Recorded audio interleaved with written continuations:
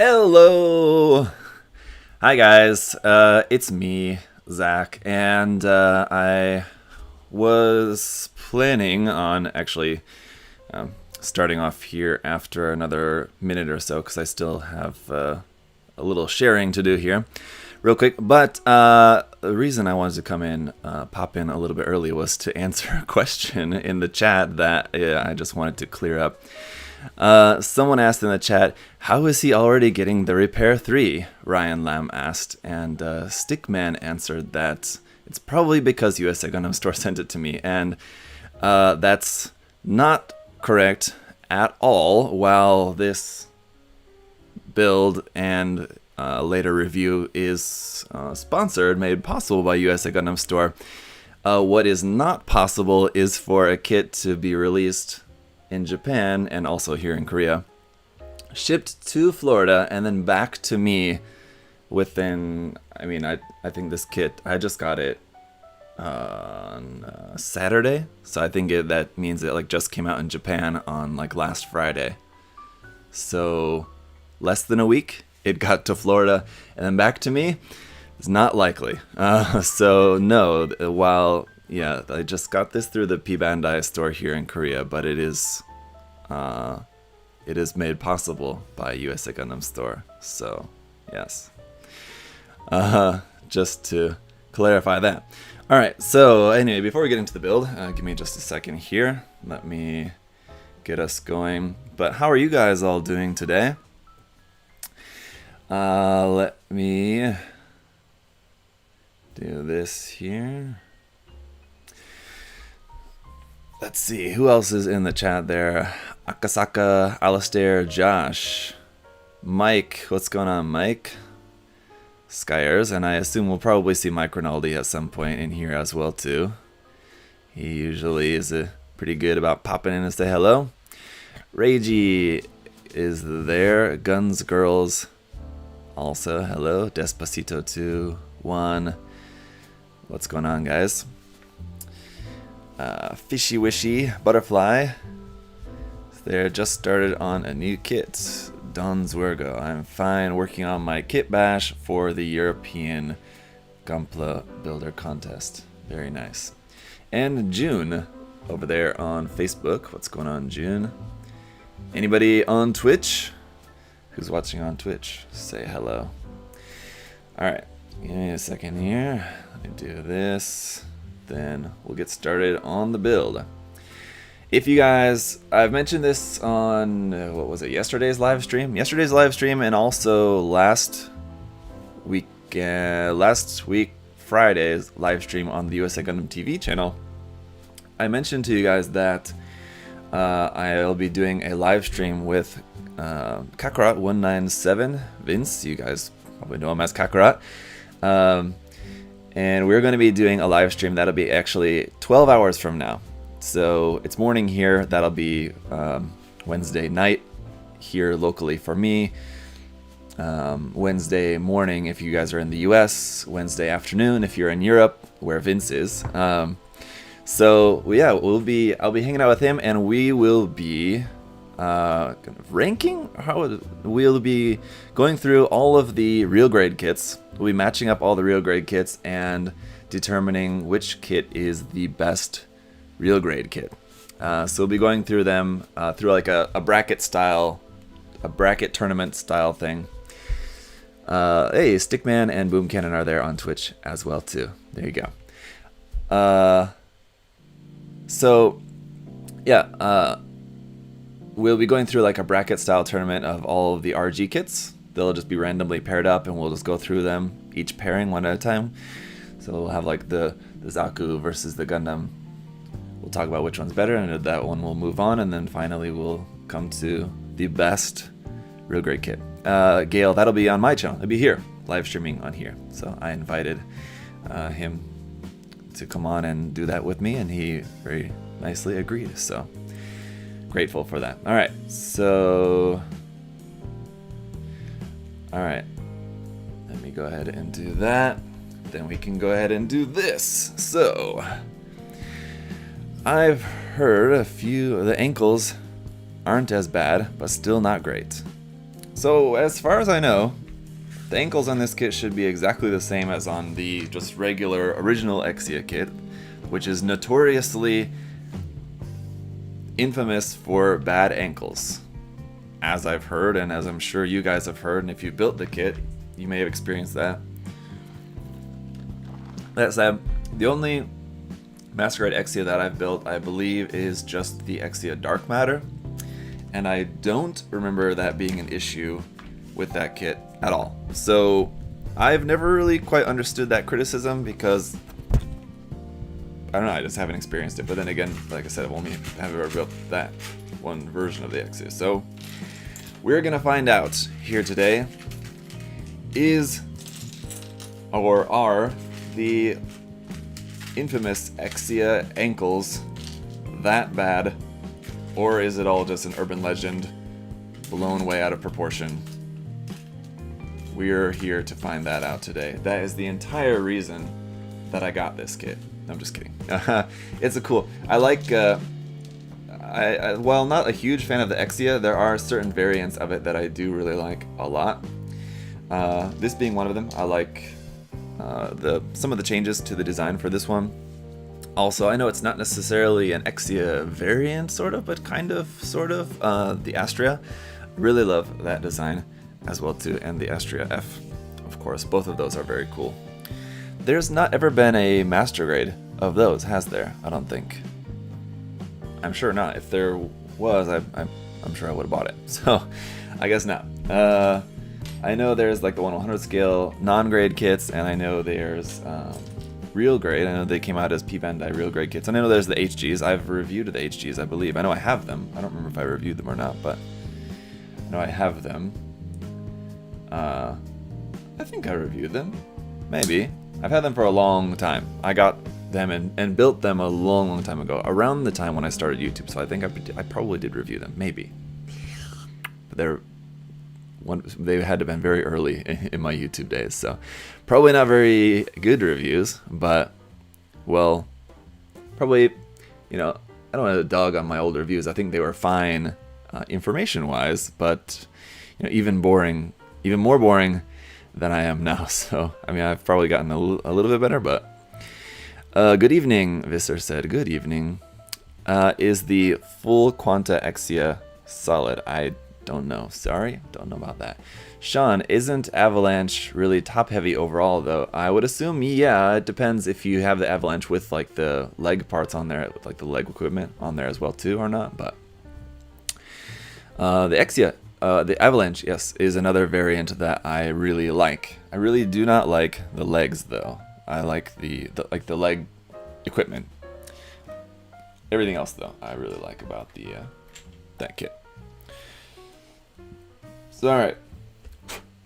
I will say, not too complicated of a kit. Just going through preparing all the parts and everything was a pretty quick process for this. I've got LED units around here somewhere, but I don't know where offhand, so we'll just leave the LED out for now, but you guys know what that looks like. Well, hang on. I think I know where the LEDs are. Let me check real quick. If they're not there, then I'm not going to spend too much time looking for them.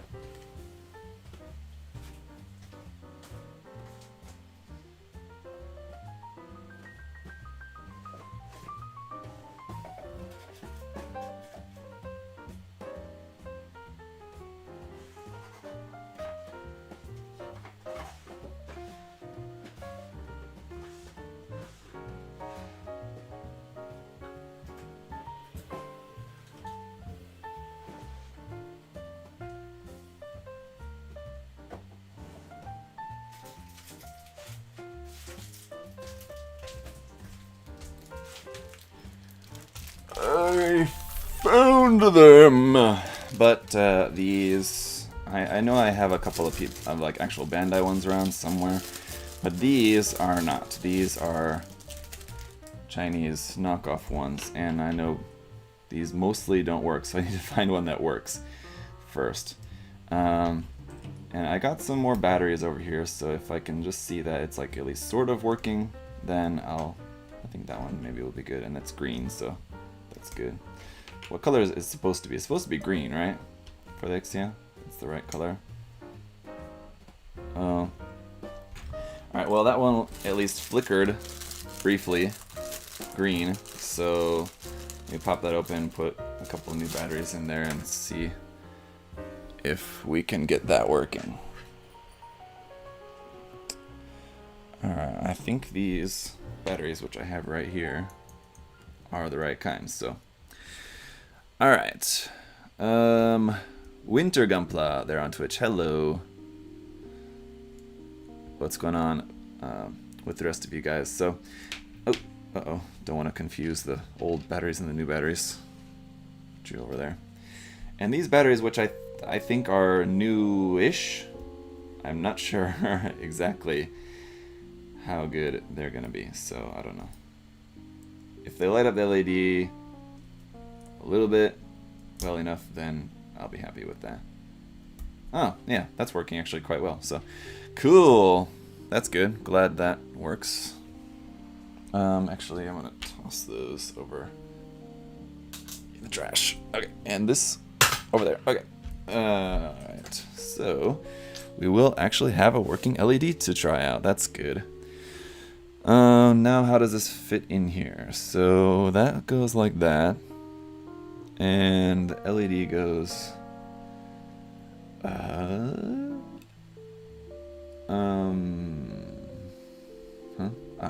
like that. Right. Oh, yeah, there we go. Okay, cool. Let's see. There we go. It's working. Alright. Just wondering if they'll ever give us an MG Zaku 1 2.0. That's what I'm wondering. How much cost the LED? Like I said, I bought like a pack of them. They're just Chinese knockoff ones. I think it was like a pack of 7, 8, or 10, something like that, of like every color. So there's like blue, red, yellow, orange, green, something like that. And I don't know, it was probably $10 or something, I guess. I don't know.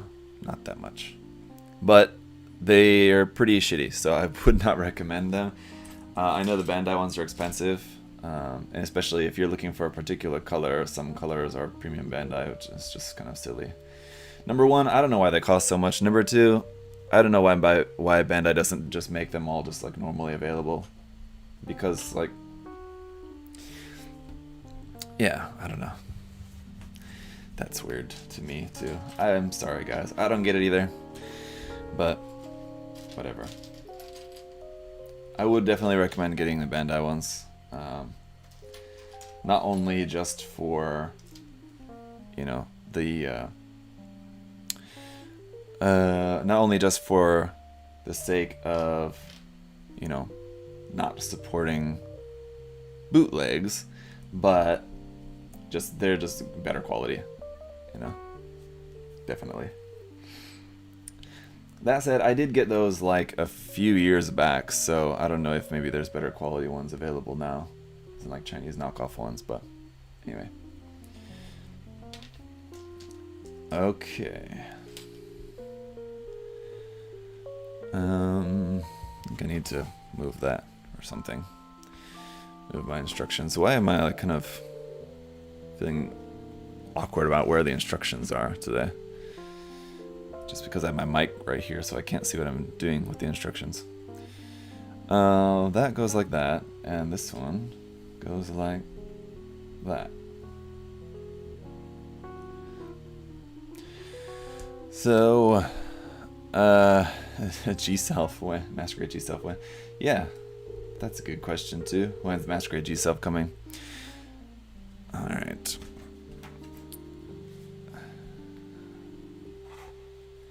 Finally getting to build the RG Unicorn, but I really just want to get to the MG Mark V. Yeah, MG Mark V is a nice one.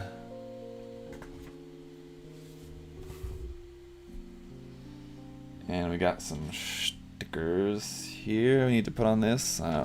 All the interior stickers, I think, I am going to put on I'm thinking. But that covers the light though, doesn't it? Or does it? Oh, okay. Apply these stickers if you choose to insert the LED. Okay, so there's different stickers if you are having the LED in there or not. So, oops, that's good. We are choosing to have the LED in there, so I'm gonna go with these stickers. Su and Shi. I get it. Cheeky Bandai. So this is one of those sticker sheets where the stickers are marked with katakana, not with not with the numbers. And the two stickers that we need are Su and Shi. Get it? Sushi. I doubt that that was an intentional joke like that, but I'll just pretend that it was.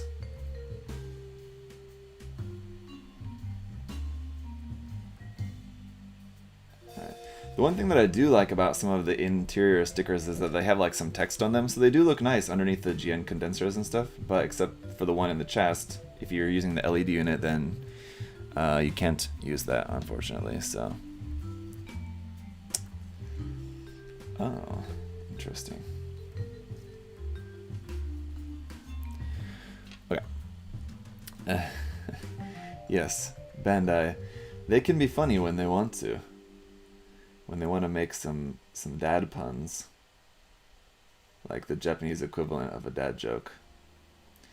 They can do that.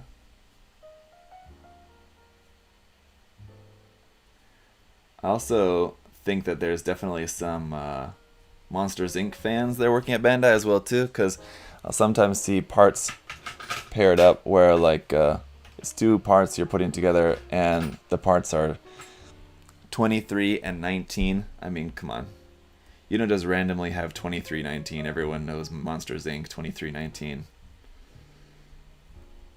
Or if you guys don't have kids and you haven't watched Monsters Inc., you know, for 10, 15 years since you were young, then maybe you forgot that reference. But if you're like me and have kids that like Monsters Inc., then hopefully you know what I'm talking about. Alright. So let's see, that goes there. This kit also, I think, probably, for me, at this point, what's worse than the alleged ankle issue is honestly the neck issue. The fact that it doesn't have a double ball jointed neck, just the single ball joint for the neck. That's unfortunate. Oh, the sock. Yeah, the sock. The 2319. The what is it, kind of alert? Where's my pilot figure? Is it hiding somewhere? There it is. The kind of code for when something from the human world comes into the monster world, right? And I don't think I'm going to be able to get that pilot figure in there without some tweezers as well. Hey, there's Dianjo. By the power of plastic, I've been summoned. Hey, man, how's it going? Stick around today, Dianjo, because we got a live stream tonight as well, too. With Kakura. So, we'll be there. Speaking of pilot figures, this kit, I mean, of course, as a Master Grade P-Bandai kit, does have a lot of leftover parts. And this kit gives you new pilot figures, both the standing and seated ones. And they're like barely different. Where's this guy in there like that? Okay. So, hang on, I'll show you what I mean. So here is our new pilot figure, and the old one's in the box behind me.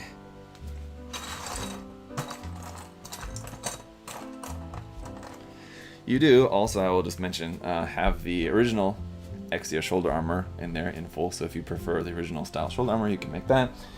You also, where is it?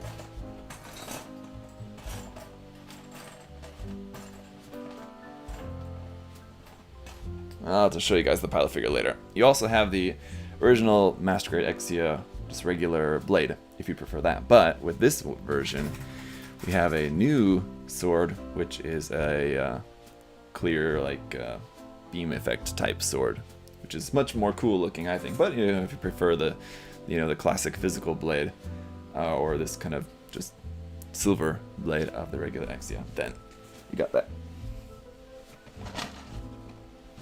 Yeah, here it is. Okay. So, new figure, old figure. I know you guys aren't really going to be able to see that well from where you are, but at the very least, you can at least see that the shape is basically the same. And honestly, yeah, I mean, you can tell the details of the suit are different. The pose is exactly the same, and the details of the suit are slightly different. And that's going to be it, because I mean, I guess he had a different suit at this point, different pilot suit. But interesting attention to detail there. That's good, I guess. And so yeah, the pilot figure as well, because the pilot figure is like kind of smaller and set inside there, it's going to be even less of a noticeable difference between the two of them. But you know, again, attention to detail, if you know, really care about that, it's good to know Bandai got you covered with that. Contemplating which of my 3 backlog kits to build first. Well, what do you got, Leandro? Lay it on me. I'll give you my recommendation. Not gonna lie, Repair 3 is my favorite Exia, Emun-kun said. I'm not sure how to think about it, but yeah, it's definitely one of my favorites, yeah. I'd have to give it some thought, but I think that's fair. Alright. I think that's right. It's kind of hard to tell if that's the right way, but yeah, I think that's right. The Repair 4 is my favorite. Yes, that's true. I always kind of forget about that one, because that was when was that? That was only appeared in the movie, is that right? Which I've not seen, so anyway, it was not in the main series, so that's why I just kind of always tend to forget about that one.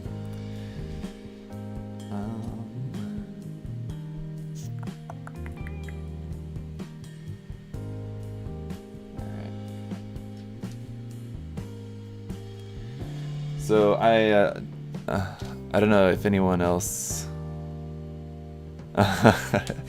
So I see Kurosama comment. I just before the stream I just mentioned in the Discord how I had watched Midnight in Paris last night, and it was not bad considering that I'm not really a Woody Allen fan. And so I was just wondering if anyone else had responded to that in Discord yet, and I see Kurosama wished that no one is a Woody Allen fan. So anyway, I'll tell you guys after I answer this here. Hey, Brian and Travis are here. What's going on, guys? Hope you guys are doing well and doing better than last I heard from you. Just completed the PG00 Riser. That was also fun. That's good to hear. Downjo said HG Jesta, HG Gustav Karl, and HG Silver Bullet Suppressor. Ooh, tough call. I would say maybe build the Gustav Karl first, because honestly between the 3 of those it would probably be the least exciting, so get that one built first and kind of out of the way, because then the other 2 are going to be a lot more fun to build after that.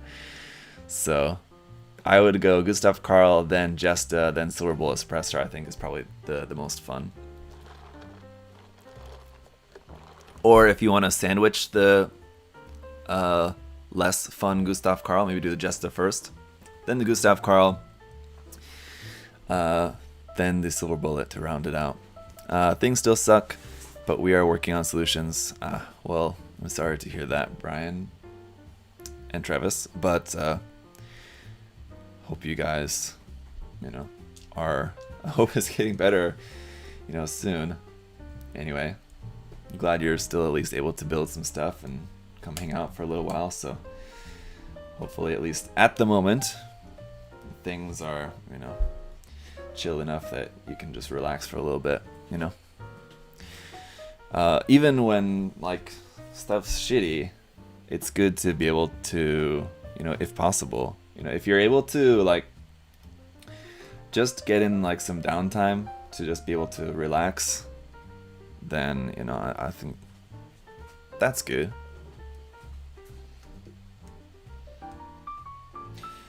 Anyway, but we were talking about Midnight in Paris, yes. So, watched that Midnight in Paris last night with my wife, and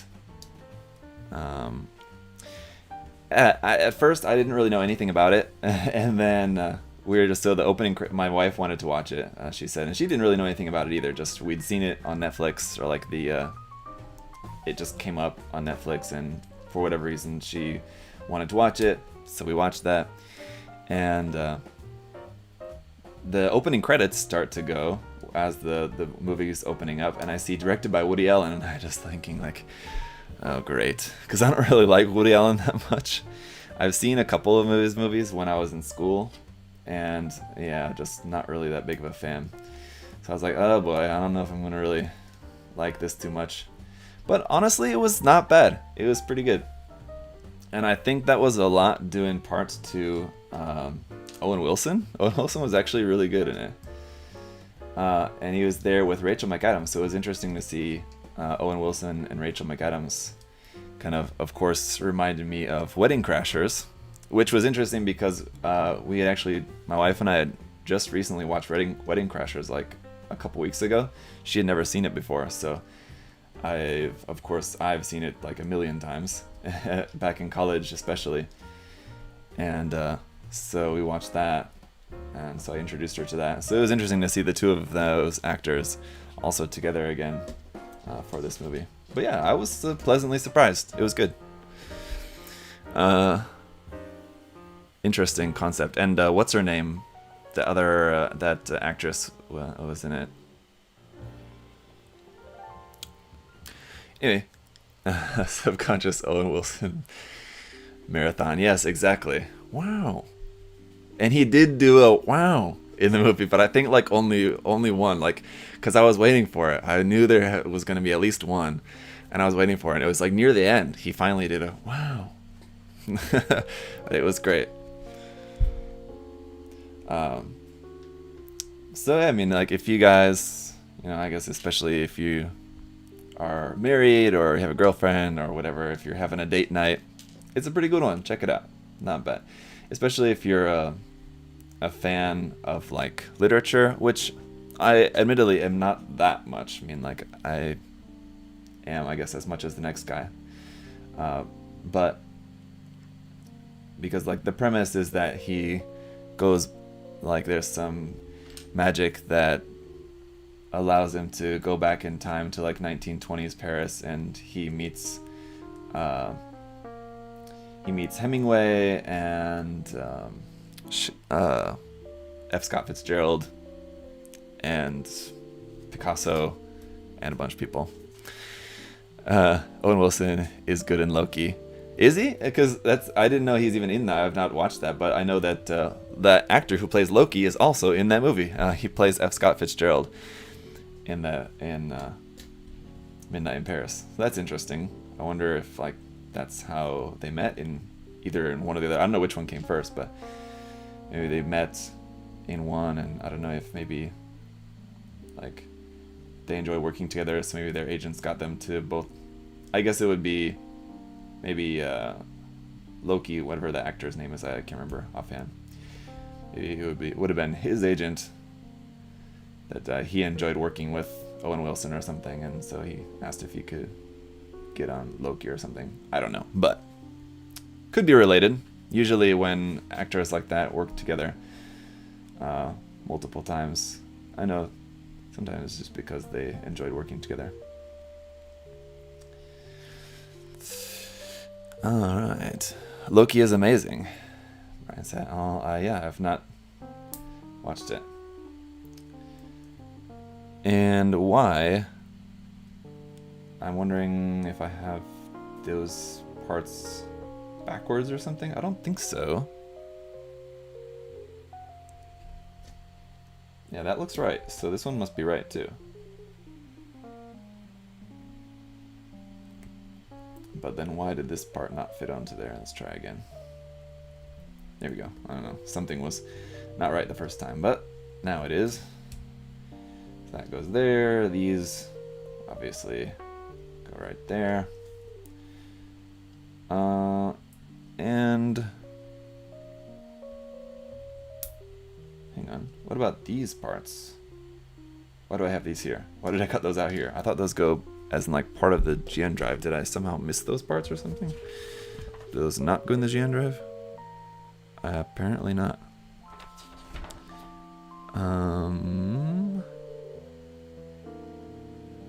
And I think those are actually both not used. Because, yeah, I think those are... I don't know why. Wasn't paying attention to the manual. Hey, Patrick, there you go. Every time you're impressed by something on a kit, you should do the wow impression. I would love to, because I love it. I love channeling Owen Wilson. It's wow. But I guess it's fine if I don't overdo it. I guess the problem was, if you guys have seen my review of, I think it was like the RG Banshee, where I did it a bunch in that video. Not that much. Honestly, like, I did it only like maybe 10 times. It was only like during the articulation section of the video. So like, but still, it's probably one of my most disliked videos because of that. And then like a ton of comments, people just commented how they hated the sound effect. They hated me using the wow sound effects between going through the articulation points of that kit. Like, it's for like 10, 15, like maximum 20% of the video. And like just only during the articulation section. And yeah, it's used like 10 times. But man, talk about getting triggered by just using that Owen Wilson sound effect, which is in there obviously just as a joke, but man, people got really bent out of shape about that. So, I don't know. Yeah, if I drop like 1 or 2 in videos from time to time, I think I'll probably be safe, but I gotta be careful about overusing that, because apparently a lot of people just hate it.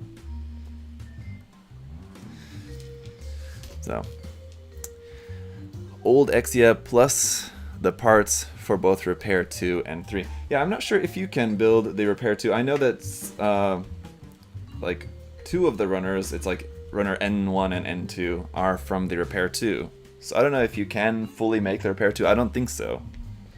But there are some Repair 2 parts in this kit, but I don't think that you can make the Repair 2 in full.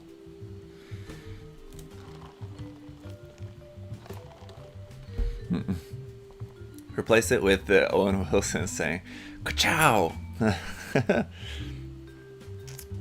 Maybe. Yes. I'll just work on all my Owen Wilsonisms.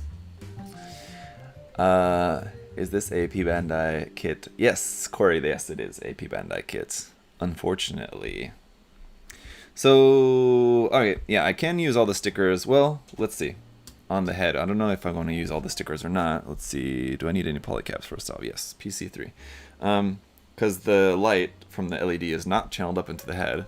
So, don't need to worry about that. But there are some clear parts. So, let's see. What's that with the one eye?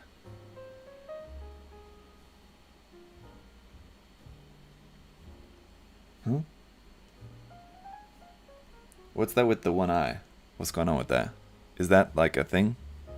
It says to use sticker...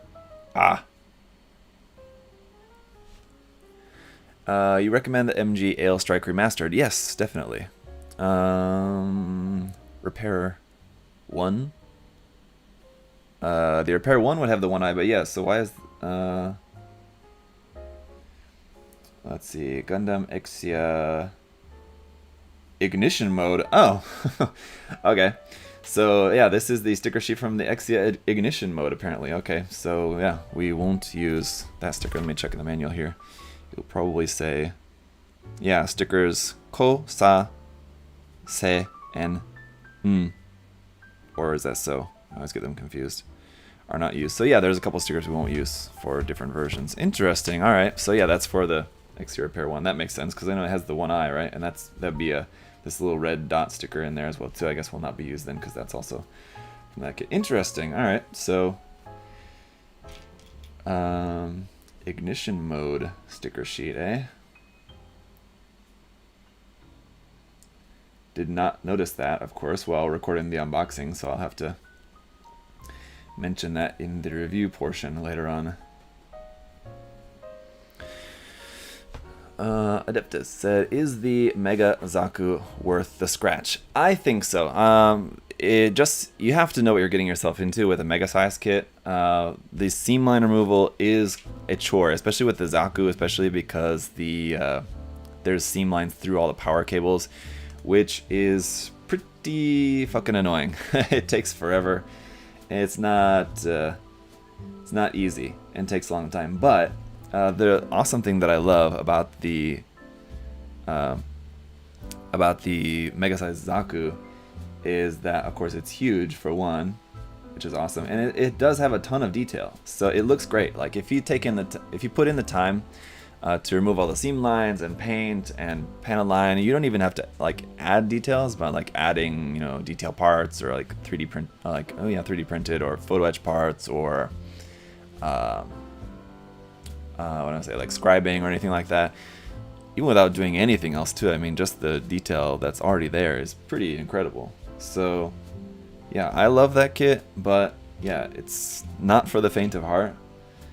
It takes a bit of work, but I think it does look very good when you get it all put together. So yeah, I've built and painted 2 of them, and I could definitely see myself building another one at some point.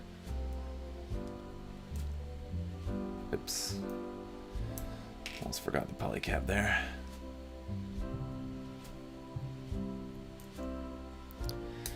House of Haynes said, will you ever do resin kits? I did do the Resin God Gundam, if you recall. And then I did also just recently start on the resin... what's that? Resin conversion kit for the RG Sazabi. So yeah, just started working on another resin kit.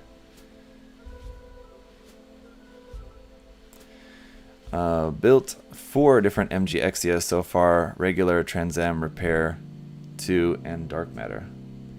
And so, Mercenary, being a MG Exia expert, would you say they all suffer from the weak ankle issue? Or not?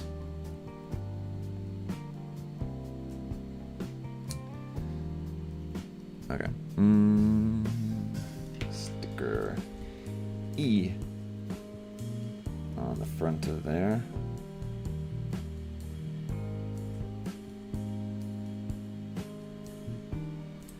Yep. And these guys. So we only use these GN cables, is that what they're called? We only use these for the head. For this kit. All the other ones are going to be all left over. C and D. Hang on, which is the holographic side? Here we go.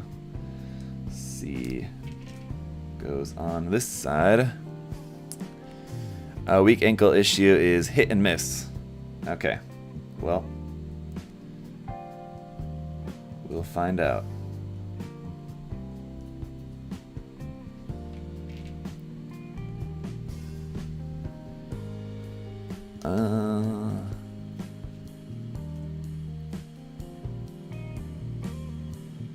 I want to believe in an MG Exia 2.0. I think it is very possible. I don't know if I would say probable, but I think it is very possible that at some point we will get a Master Grade 2.0 Exia. I don't know when. I think it does make a lot of sense. It would make a lot of sense for them to make it after the Virtue. But, you know, it's hard to say if they actually will or not. Just because it would make sense for them to do something doesn't mean that that's actually going to happen. Uh-oh. I'm supposed to put these yellow parts in here first. Oops. That would make sense.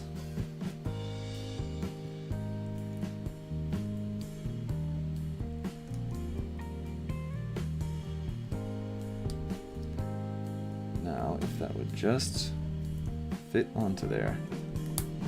Uh-oh. The yellow part popped out where it's supposed to be. Uh-oh. And it's kind of all messed up now. I'm just gonna have to take that off. Yep. This side too. But regardless, MG Exia always wants to be in the air. Yeah, I mean, that's the thing. That's the thing I always hear. If you ever hear anything about the MG Exia, the first thing you hear from people is, weak ankles! But like, you know that most people are gonna have it put up on an action base anyway, so don't know why you would really consider that much of like a deal breaker when thinking about whether to get the kit or not. Cause like, I don't know.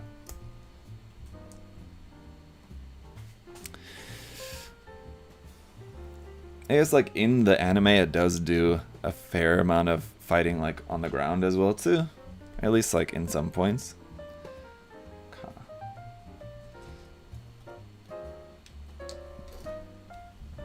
So fair enough. Let's see if I can even read the writing on there.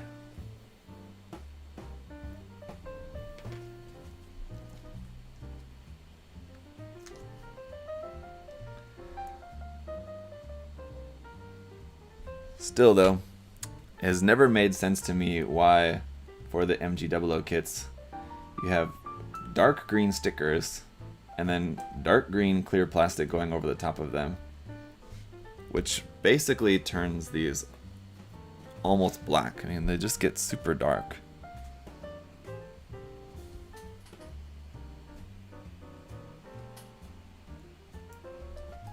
See, once that's on there, like, you can't see anything there. And I'm like, it's bright in here. I've got like 15 lights on in this room.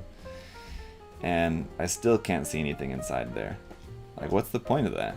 Why not make at least the sticker, I mean, making the clear part in clear green, it's just in like a dark green is weird, but at least make like the sticker a brighter color or something. But like the combination of the two, like dark sticker, dark green plastic, and what are you expecting to see out of that? And then they have the detail printed on the sticker and detail molded on the inside of the clear part, but what's the point if you can't see any of that detail? Ooh, but that does look good lit up, I will say, and that just entirely lit up by accident. I don't know why that happened. I popped on the head and the LED came on, so there you go. Is that supposed to be like turned on by something? I thought you have to actually like take out this part in order to turn that on. Don't you? You have to do one of those and then pop that in there. But yeah, the chest part does look really nice lit up, I will say. It is kind of only a little bit of that. And why is my cockpit hatch not wanting to stay closed? But in order to save what little battery is probably in there, let's go ahead and turn that off. What's wrong with my cockpit hatch? Hang on.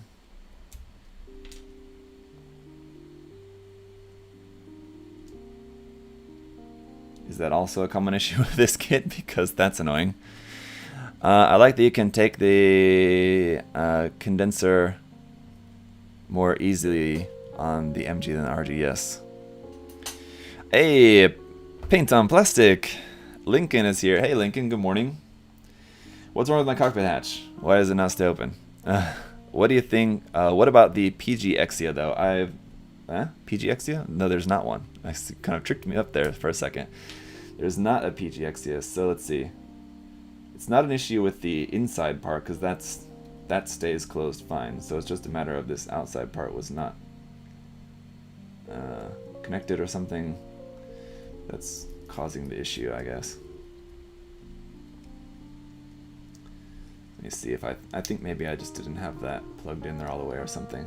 Yeah, there we go. I didn't have that part connected all the way. See, when something doesn't work, take it apart and put it back together again, and usually that'll solve the problem. It's still kind of doing it a little bit though, but not like it was before. No, it's staying closed well enough, so there you go. Yeah, a lot of times I'll get questions from people saying, you know, I'm trying to put this kit together, but it's something whatever is not working. Can you help me? And usually the first thing I would tell people is take it apart and put it back together again, because probably you just have something just not connected quite right or something. Or maybe you put some part in backwards, or it could be the polycap. A lot of times polycaps, if not perfectly aligned, will not allow parts to connect perfectly.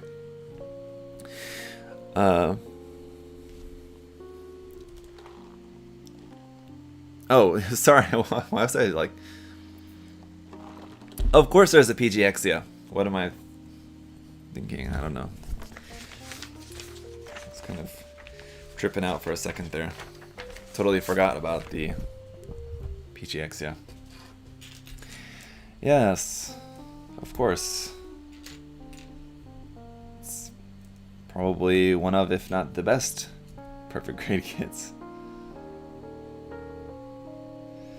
There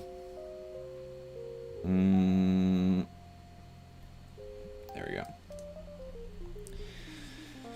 Got that together there like that. Let's see. And this one here.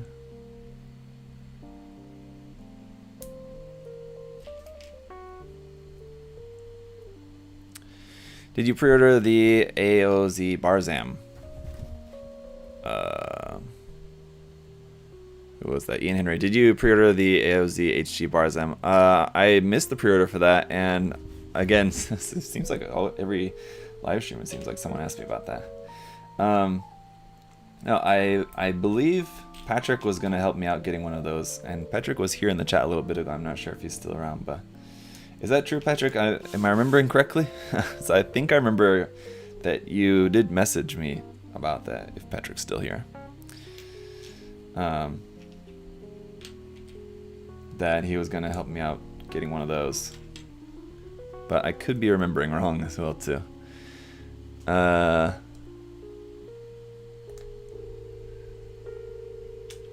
see, that's the front part.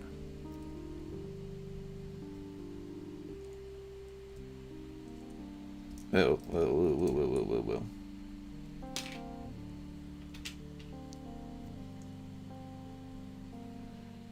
Right? Yeah. Oh, yes. Okay. That's like that for the front, and our back skirts are like here and here. Any news on the MG Dom 1.5? No, there's not, unfortunately. No news about that. I would say it's either pushed back to next year or it's canceled altogether. I know that's like kind of obviously, but I would not expect to hear anything about that anytime this year. Maybe towards the end of the year we'll maybe see something more about it, how it's like coming out in like next spring or something, but it's definitely not coming out this year. And you know, if it comes out at all ever is certainly up in the air, so we'll have to see. I don't know why, but my entry grade ARC 782 is super loose in the joints. Well, that does sound kind of unusual. I've built a couple of them now and not noticed them to be very loose at all, actually. Got one right here, actually, and I mean, I can show you the knees bending because I'm holding it by the leg, but I mean, overall, it's pretty solid kit for what it is, right? It's not like a Chevy kit, if you get what I mean. We would hopefully get a DOM 1.5 release date at Gunpla Expo. Yes, hopefully that will be the time, possibly when we'll see some more about that, but we'll wait and see.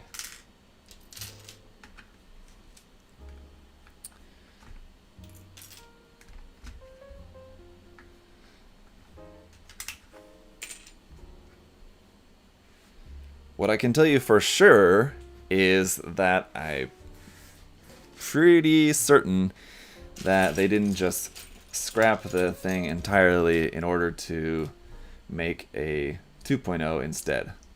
So if you see anyone try to say that, I would put some extreme doubt on that assumption. Don't think that that's the case at all. Joey said, do you think they will ever make a smaller guys from Thunderbolt? Yeah, I don't think so. Sorry to say. But yeah, I would say that's very unlikely. I would love it, because those are some cool designs. I mean, as far as guys go, which are not very cool in general. But yeah, I mean, that's something very cool from Thunderbolt. I mean, if there's a lot of really cool stuff on Thunderbolt, honestly. If there was anything that I would love the goof with the flight type backpack. That'd be awesome. But I just don't think that they're gonna make really much of anything else more from Thunderbolt at this point. I think Thunderbolt's just kind of done. I don't know. If anything, I know this is maybe a little bit of a stretch, but if anything, I think possibly like a Master Grade Verka Atlas. I know, sounds crazy, but hear me out. The only reason I think that is because I think as far as like HD releases, usually HD releases go along with the series while it's out. So like while Thunderbolt was still coming out, that's when they released the HGs. Now the series is done, we're probably not going to see any more HGs of that. The HGUC line is different because the HGUC line is just a constant. They kind of are always releasing new stuff into the HGUC line. And that also includes like HGFC, HGAC, all of those, where it's not like related. Like the line itself is not tied like to the anime. You get what I mean? Thunderbolt though, no. Thunderbolt is its own thing. And so I had the polycaps in there and they came out. The ankles are already bad. The Thunderbolt, Thunderbolt, the polycaps came out. So I think if we see anything else from Gundam Thunderbolt, it would be a Master Grade, because Master Grades can just kind of come out whenever. And if there's going to be anything else Master Grade related from Gundam Thunderbolt, I think probably what it would be the Atlas, if anything, because we got the Full Armor Gundam, we got the Size Zaku. So I think if there's anything else that they're gonna do, Atlas is probably would be the best bet. So it's pretty crazy, and I think it's very unlikely. But if there was anything, that's what I would put my money on, I guess. Where's the little toe piece here?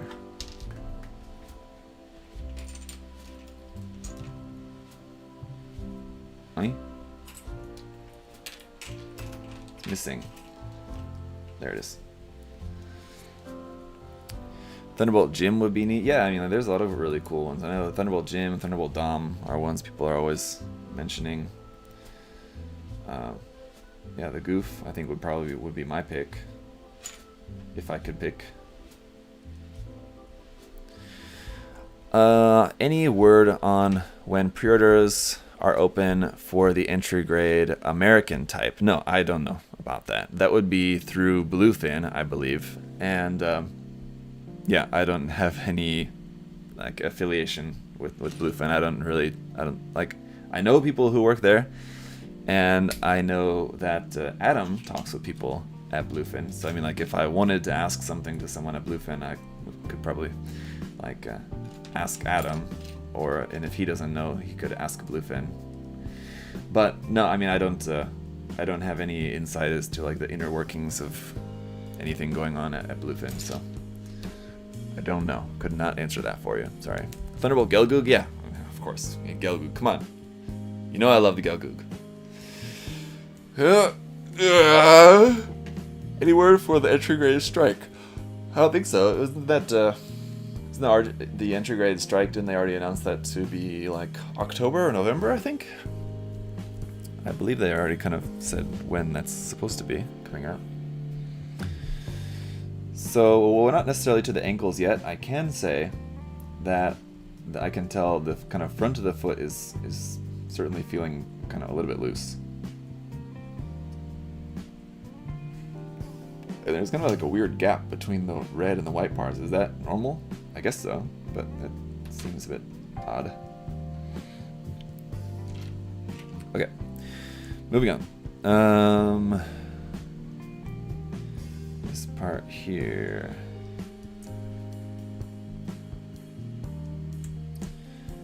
That's in there like that, and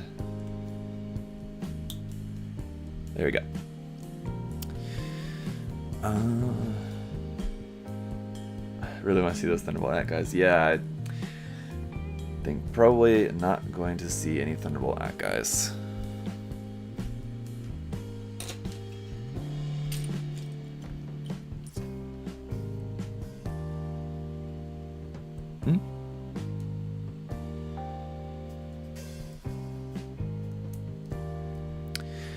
Will you play Genshin once the new update is launched? Of course. You mean will I play it live? Yeah, I'm sure I'll do a live stream. Because we got a pull for Ayaka, right? Ayaka's on the first banner. And right now I've got like 45 wishes saved up. Fortunately, I pulled Kazuha pretty fast, so I was able to save a lot of those wishes I had been saving up for Kazuha, and now been adding more. I've got like 45 wishes saved up, so should be able to pull Ayaka, and then with some luck, we'll pull her relatively fast as well too. I mean, I know that's not as likely, but with some luck, we will, and then save some wishes for the next banner as well too. But yeah, I'm looking forward to the 2.0 update. I'm just worried because the 2.0 update looks huge. And like, especially just like world exploring, there's going to be so much world exploring to do, and I'm just not going to have enough time to do it. That's what I'm concerned about. But I guess that's a good concern to have. I'm looking forward to it. It's going to be awesome. It looks great. I didn't actually watch the full live stream. I just watched a kind of breakdown, kind of analysis video later on. What is wrong with this bar? It seems kind of not straight. Alright, there we go. That's good. So Exia ankle can be fixed with super glue? Question mark? I would assume so, yeah. I'll test it out. Not today during the live stream, but in the review, if I do find it to be an issue, I'll test out some possible solutions for that.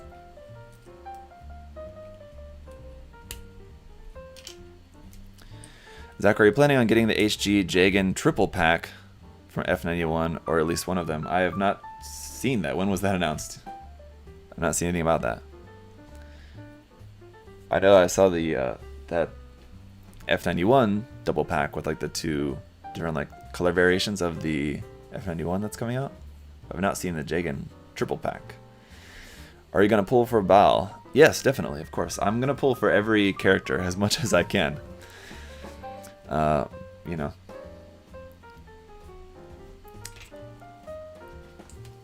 I just want to try to catch them all, right? See, okay, on this side.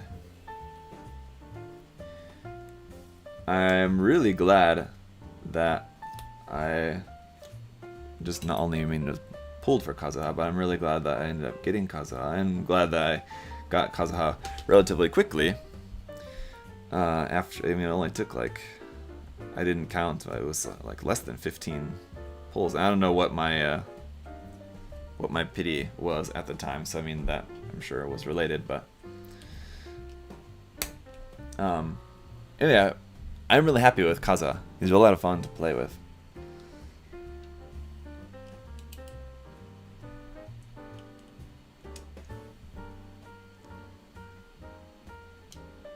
Hoi.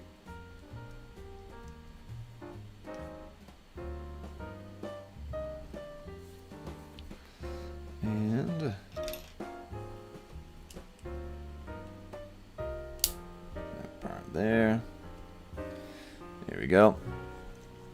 The FNE1 Jegan triple pack comes with decals, I think. Water slide decals in HG. Triple pack Jegan. Sounds pretty good to me. I'll have to check it out. That... I'm wondering if that is in there all the way. I guess it is, but it just feels like it's going to pop out of there. I'm a bit worried. And we need another polycap in here. What's that polycap? 21, right? Yes. Have you seen the firefighter variant of the Jegan ground type? Is that the one with the like the crotch gun and the black legs? Is that the one you're talking about? If that's the one you're talking about, then yeah, it looks so cool. Would love to see a P-Bandai kit of that. I mean, obviously it'd be great if it was not P-Bandai, but we all know that it would be, in fact, P-Bandai, because P-Bandai and HG Jegans go together like peanut butter and jelly. There's P-Bandai. This makes me want to build my PG MG Amazing Exia. Yeah, I quite like the Amazing Exia design as well, too. It's pretty cool. There's a gnat flying around here. Go away, you! Alright. Also, I like the new knees of this version of the Exia as well, too. PC5. While we're here, I'm going to pull off polycaps that we need for the other leg as well, too. Might as well.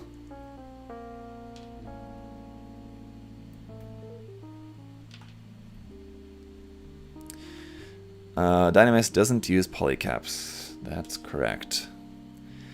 With the new 00 Master Grades, there was an ongoing pattern where the next one in line was featured in the background of the box art. Think Exia will show on Virtue's box art. Was that a pattern? I did not notice that, actually. If you say so, I'll believe you. I'd have to go back and check for sure. But, I mean, if that in fact has been a pattern, as you say, and the Exia is in the background of the Virtue, then I guess that is something to think about. Yes, I still think that it's not exactly proof of anything, but it would certainly be an interesting thing to think about.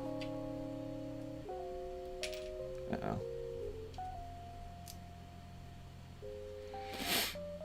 The water slides for the HG Jegan triple pack also has water slides for the Stark Jegan Shard's counterattack version, but yeah, I placed my pre-order. Oh, that's interesting. When was that announced? Have I not seen anything about that yet?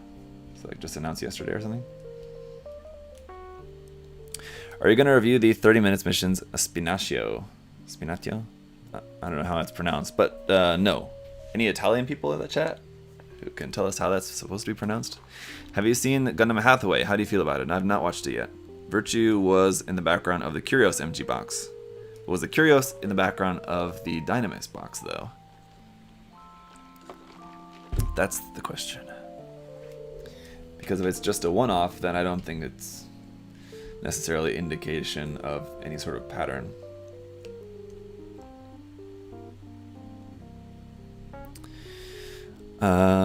Joshua says yes, so there you go. Curios was on the Dynamis box art. The Virtue was on the Curios' box art. Release order for them was Dynamis. Okay, well, there you go. There you have it, guys. So, if the Exia is in fact on the Virtue box art, Master Grade Exia 2.0 confirmed? We shall see. Yeah, I think what appears on the box art are not... it's nice to think that it's some sort of indicator, but not always is.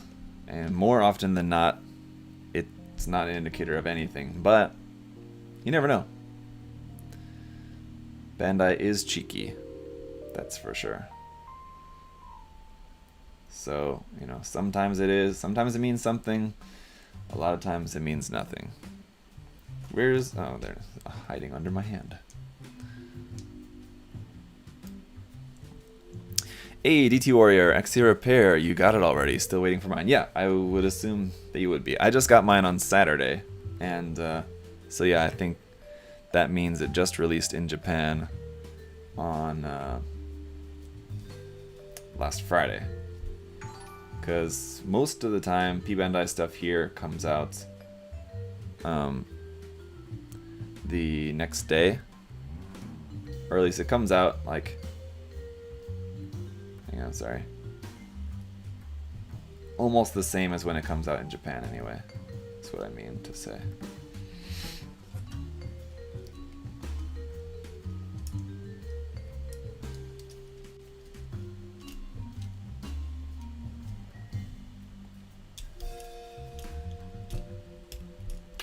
Oink. So this kind of sucks. This part here, connected into the side of the thigh for holding the beam saber handle, is very loose. That's like not really held in there by anything, really just a little bit of friction. And yeah, that's going to be coming off all the time. I can already tell. That's unfortunate. Oh, that's the wrong beam saber handle. Here we are. Ooh, quite tight. There you go. So yeah, that's gonna be coming off a lot, I'm sure, but there you go. Even if you missed out on the pre-order, the HD Jegan triple pack, what is it? HD Jegan triple pack, they are reissuing the HD Jegans for Nintendo individually.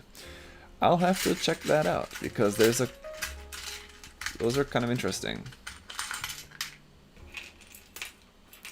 Plan on painting this, Zach? No plans on painting this up straight away at the moment because I've got like 5 other kits that I'm currently either already started painting or I've got them prepped for painting or I'm in the middle of prepping them for painting. So the painting queue is pretty backed up at the moment. So I'm gonna do my best to avoid adding anything else into the painting queue for a while. But you never know. Sometimes inspiration strikes and you have to just kind of go for it. But no, I don't expect to be putting this into the painting queue right away.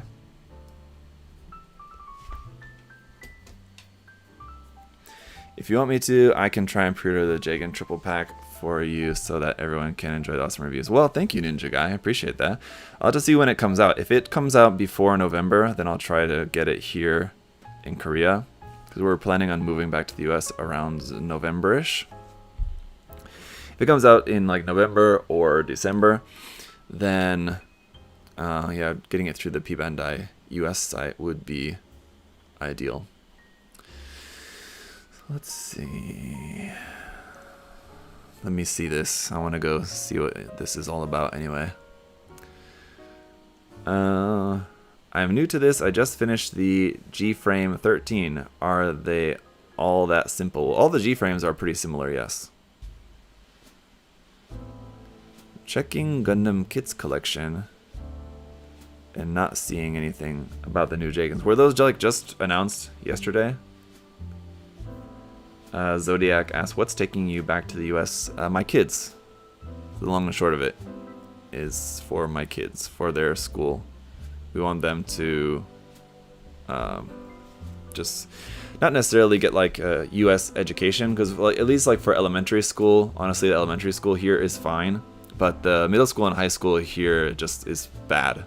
It just sucks. The school system, the education system here is bad. And I know people will say, well, it's not good in America too, but trust me, it's better than here. And I know it all depends on the school and everything as well too, but the Jegans were announced a week or two ago.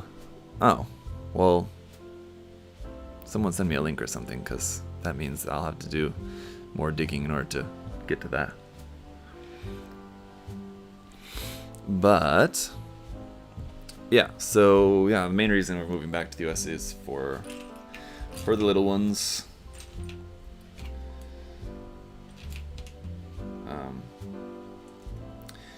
They can already speak English, you know, for how old they are. I mean, they're still quite young.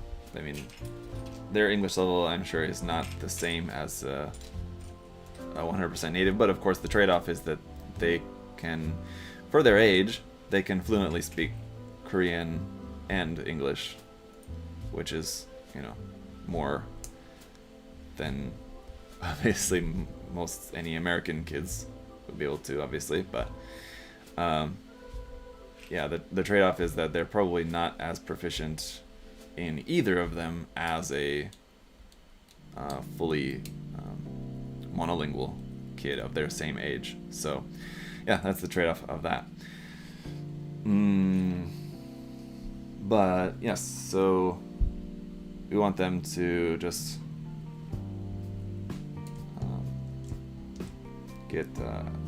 be educated and be a native English speaker. Trust me, if you guys have traveled anywhere, you know that just being a native speaker, or if any of you guys are not a native English speaker, if English is your second language or third language or whatever, then you know about how much advantage it gives you just in the world and life. Just being a native English speaker is like already having a one-up on everyone else in the world. You know, fortunately, unfortunately, depending on where you're coming from. Anyway, it's at least a huge blessing and a huge advantage in your life. I mean, depending on where you are in the world and what you want to do with your life. I mean, it's not you know, useful for most people in the world. It's not actually that useful. You don't need English in your day-to-day life, but you guys, you know what I'm talking about. Korean system is similar to other Asian countries. They just have that one high school exam which can determine the rest of your life by all accounts. Yeah. Yep, pretty much. And it doesn't even, like, that's not even the whole thing. It actually starts from, like, middle school. Because, like, you have your middle school tests, which will determine, like, your choice of high school. So if you do bad on the middle school test, that means you can't get into, like, your preferred high school. And then that means you have you know, if you don't get into like a good high school, then obviously you're gonna have a harder time doing well on the test, which determines if you can get into a good college. And if you can't get into a good college, then yeah, you're screwed in the eyes of the Korean market, the Korean society as a whole. Obviously it's a generalization, but yeah, it's all about going to the right school, which I know is like, well, that's kind of the same as everywhere. You got to go to a good school, but no, like, it's definitely a thing here,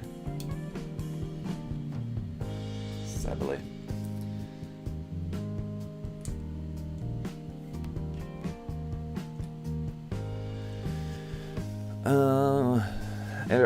My Jegans won't be here till December. Well, if the Jegans aren't releasing till December, that means I definitely will not try to get them through the Korean P-Bandai site, if anything.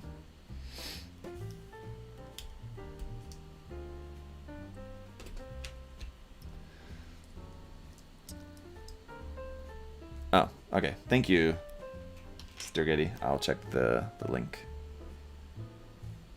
Is that on Discord? Yes, okay.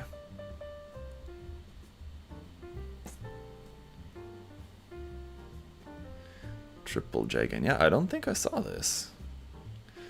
Must have missed that one. Eh? What the? Oh, here it is. Uh-huh, yes. I think I maybe did see something about this, but probably gonna pass on that. The shoulders are pretty cool. I mean, like, yeah, the like specific parts to it. I'm not really a big fan of like the missile pack side skirts, but like the shoulders and the different beam rifle is pretty cool. The shield's interesting, but yeah, I don't know, not that huge of a fan of those particular Jegan variants. So Probably gonna pass on that, I guess. Hey, Zach, does this kit use the original MG Exia or have they improved it somewhat? Yeah, it's mostly all the same original Master Grade Exia. You have some parts from the Repair 2, and then some new parts specifically for the Repair 3. Basically one runner, albeit it's a good sized runner, it's a large runner of parts to make the Exia Repair 3. And then the Exia Repair 2 parts is like 2 runners, like N1 and N2 runners are from the Repair 2. And then everything else is just regular old Exia. And there, as far as I know, weren't any changes or improvements or anything done to change the original kit at all. So it's all original, as the Bone Thugs said. For any of you Bone Thugs fans out there.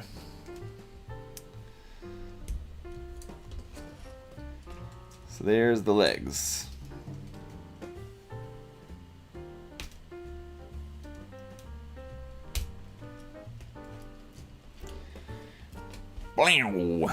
Hey, thank you. How do I read that? December Black.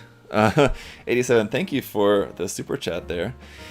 Hey boss, big fan of your work. Question. Well, thank you for that first of all, as well, too. I did. Someone, it's either one person or multiple people call me out when I do that. When I say like as well too. I know it's kind of like, what would it be? Not a double negative, double positive anyway. Sorry, it's just kind of a tick in my speech or something. I have the Wing Zero Custom Verka. First time airbrushing. Wondering when you build how to properly prepare the kit so it can transform and avoid paint chips. Well, that's the trick, isn't it? I would recommend just planning to build it either one way or the other. The best thing you can do is just not transform it. Build it as the transformed form if that's what you want, or build it as the regular form if that's what you want. The best thing to do is just not to transform it. But if you do want to transform it, yeah, I mean you can like sand the joints a little bit more. Basically, the problem is like when you're bending the joints and things like that, like the knees or something, the clearance between like the frame and the armor, the frame is like, and the armor is like right up against the frame part. So you just want to like sand the inside, like sand the joint part a little bit more, sand the inside of the armor a little bit more, so you create a little bit of a gap between them. Basically, you know, don't overdo it, but just, and paint is not that thick, especially if you're airbrushing. The paint is very thin, so don't think that you need like a 2mm gap. You mean like creating a 1mm gap is way more than you need. You need like 0.5 millimeter to create a little bit more of a gap there. And still, I mean, you know, just through the process of transforming something, it's very likely that you're still going to scratch something.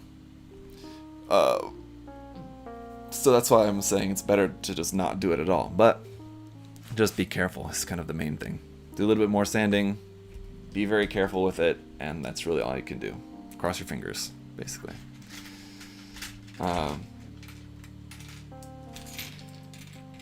Obviously, other things would just be like sanding the kit well, you know, wash your parts well just before you paint, so you're getting any sort of dust and grime, anything off of the parts there, so you've got nothing between the paint and the plastic. And yeah, allowing plenty of cure time. So after you spray your primer, you know, give it a full day to cure. Don't go in and start painting straight away. Then spray your paint, give that a full day to cure. And then your top coat, give that a full day to cure.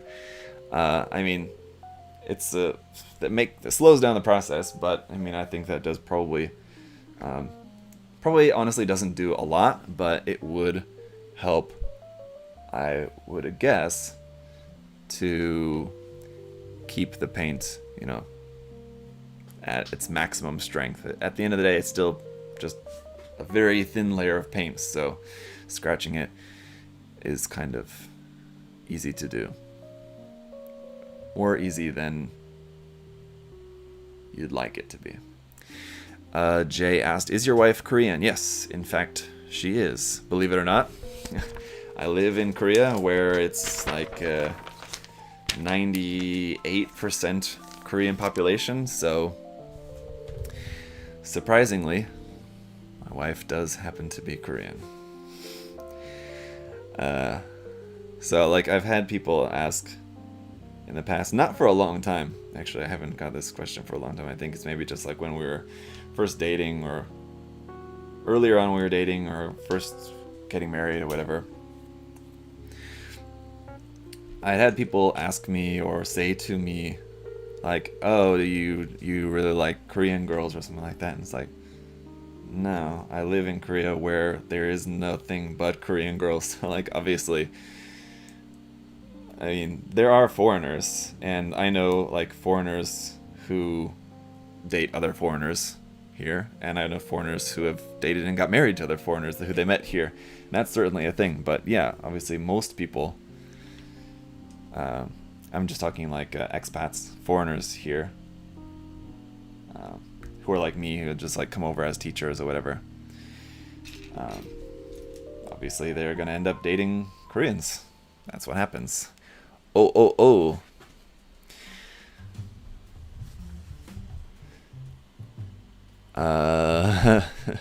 정훈 누구야? It's maybe one of my old students or something, possibly. But it's the middle of the day. If they're a student, they should be at school. 한글카. That doesn't make sense. I'm not sure what you're trying to say there. Do you have any recommendations for a HGGM to fit in with Origin kits, or do I kit bash? To fit in with Origin kits, just an Origin GM, I guess. There's a few of them. Wait, this is my first time hearing that you were a teacher, Chris said. Yeah, of course, I was a teacher for 9 years, from 2010 until end of 2018, so I guess 8 years. I thought it was one more, though. I don't know, I guess not. There you go. Did you ever work as an English teacher in Korea? Yes, so yeah, most of that time was in Korea. I did 1 year in Japan, and then so I did 2 years here in Korea first, then 1 year in Japan, and then 5 years here teaching before I gave it all up to do this with you guys. And I've regretted it every day since. No, of course not.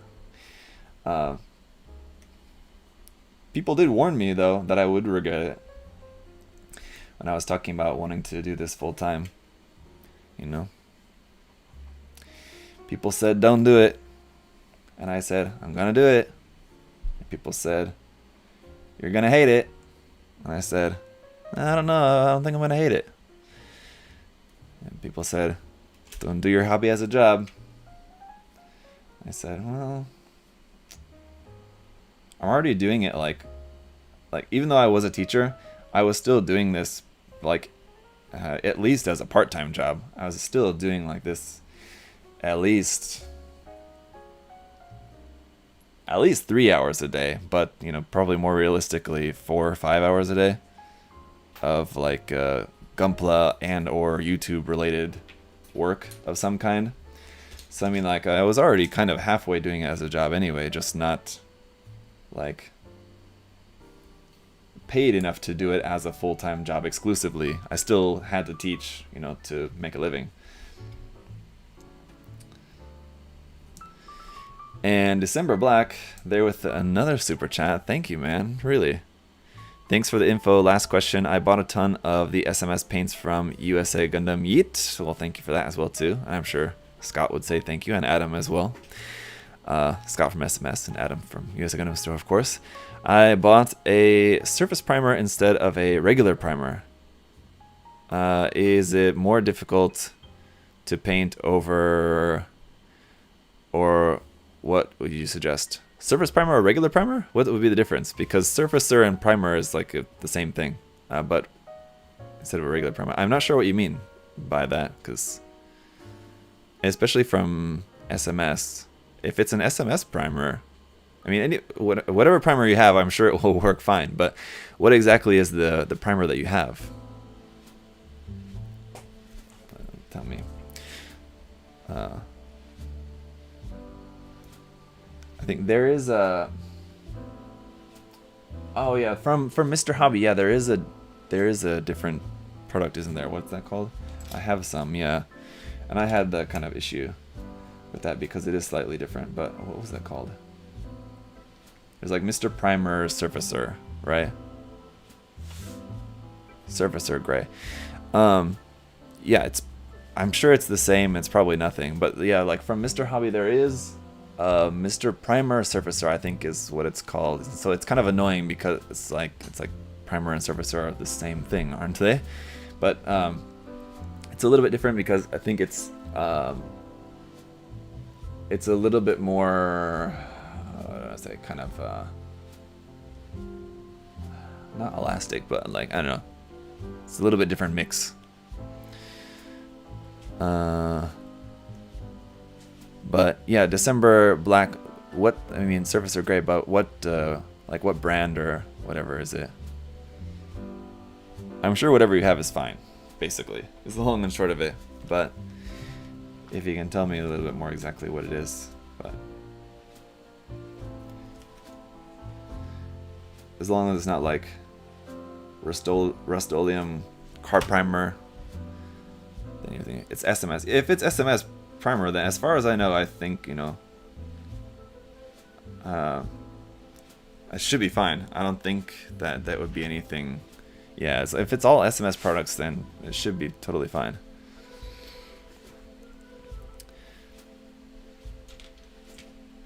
Oh.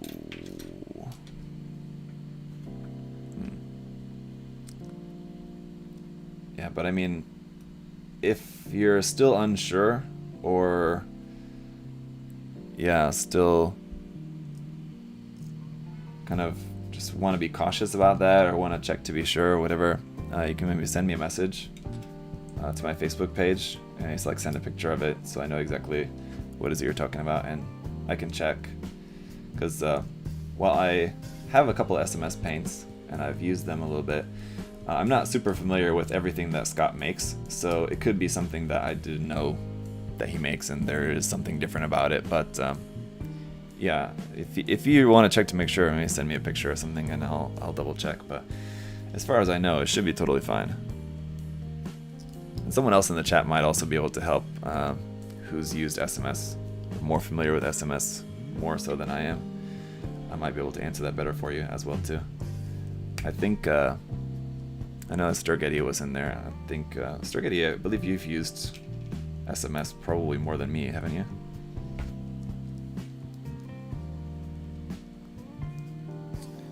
That's a weird gap in the arm there. That's supposed to be like that? No photos of the actual kit in the manual. Let me see.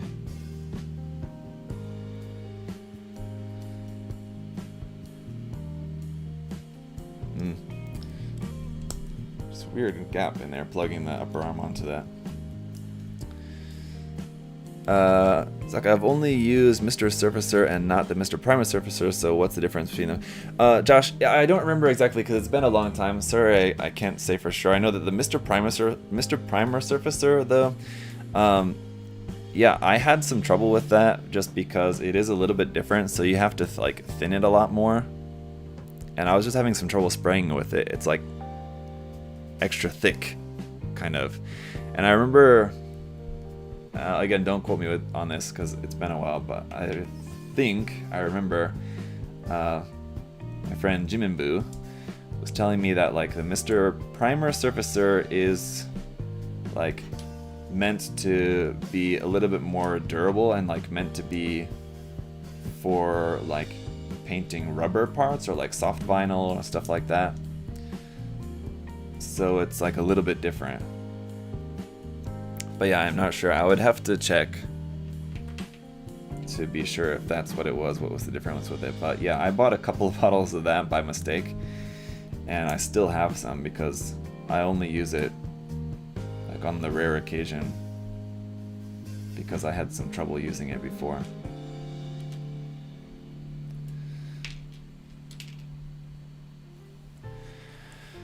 My dad completely painted a plastic model of a car in actual car paint. I mean, it can be done, certainly. SMS Surfacer Gray. Hang on, let me see what he was saying here. SMS Surfacer Gray, 50 milliliter. Just wanted to know I got an actual primer and not a thicker primer used to fill holes. Yeah, if it's Surfacer Gray, then yeah, that should be perfectly fine. Yeah. That's exactly what you want to use under the paints. Yeah. I was meaning a red and teal GM, not the Garden Intercept type. Joseph asking about the gym to go with the... Anyway, with the Origins gym. I mean, if the color is the issue, then honestly, you know, of course, you know what I'm going to say, is that you can just paint it. But if you can't paint it, I mean, then... Well, your question was that basically if you would have to end up kit bashing something. And if you're not wanting to paint, but you are wanting to kit bash, I'm a little bit confused about that. I would say work on developing your painting before your kit bashing. If that's the issue that I'm understanding correctly with that, but I could be wrong. John asked, any Genshin streams soon? Probably not until the next banner. So I think that'd be like, it says the 21st, I think is when the Ayaka banner is coming. Is that when like the full 2.0 update is coming? I don't remember offhand, but what's the date today even? I don't know. Today is 14th, so in about a week, maybe around there. So probably not for a little bit until that point. Then we'll do some Genshin streaming. So right now there's kind of like nothing really too exciting going on. The new event is kind of fun, and I think I'm really only enjoying the new event because I have Kazuha. Kazuha is a really... It seems like the new event is like, if you have Kazuha, you got a big advantage. There we go. Damn. In the event because of the timing. And I keep accidentally turning on the LED unit. Don't want to do that because I don't want to waste the batteries. Because of the time, like the time limit on the event, Kazuha is very useful for, or I guess like other Animo characters would do the same thing, but I don't have too many Animo characters except for main character and Sucrose. I don't have Jean or Venti. But yeah, Kazuha is very good for pulling all the enemies together so you can kill them faster without having to chase them around, which is useful for that event when you're on the clock. You need to get them all here, bring them to me, and that's much easier. Still a week left on the current banner. Need Kazuha to come home. Oh, Black Otter team. Oh well, I'm wishing you good luck to bring Kazuha home because he's super fun to play with. I'm enjoying him a lot. Just got his talents up to probably about the max that I'm going to put them at the time being. I've got them at his talents at 6, 8, and 8. Probably not going to raise them up any higher than that unless something comes along that gives me a reason to, but I think that's probably maxed out. So I've got him at max ascension at just 80, but max ascended, and yeah, the talent's at 688. And I just need to work on a good vernier, not vernier, verdescent. What is it? Anyway, the artifact set for him. I don't really have good artifacts on him at the moment. They're just kind of a decent set, sort of, not really that good. And there's Mike Rinaldi. I saw him. Also, Brian Brian L, thank you so much for the super chat there. Coffee for Zaku, that will be good. I have some coffee currently, but I'll probably go get some more later. Because I've got a long day today. Because I got the live stream with Kakarot tonight. So a double live stream day is always taxing. It's tiring. So I probably will go get some more coffee later. Thank you for that. And yeah, I saw Mike Rinaldi in here. Hey, Mike. Probably asked when is the stream with... Okay, well, there you go. He's asking about the stream with Kakarot. Yeah, Mike, that's going to be tonight at 10. Oh, that's super early in the morning for you, though, isn't it? That's 9 a.m. Eastern time. So what time is that for you on the West Coast? That's even earlier, isn't it, right? Oh, and coffee for me later. Hey, thank you, Brian. Double coffee as well. Thank you.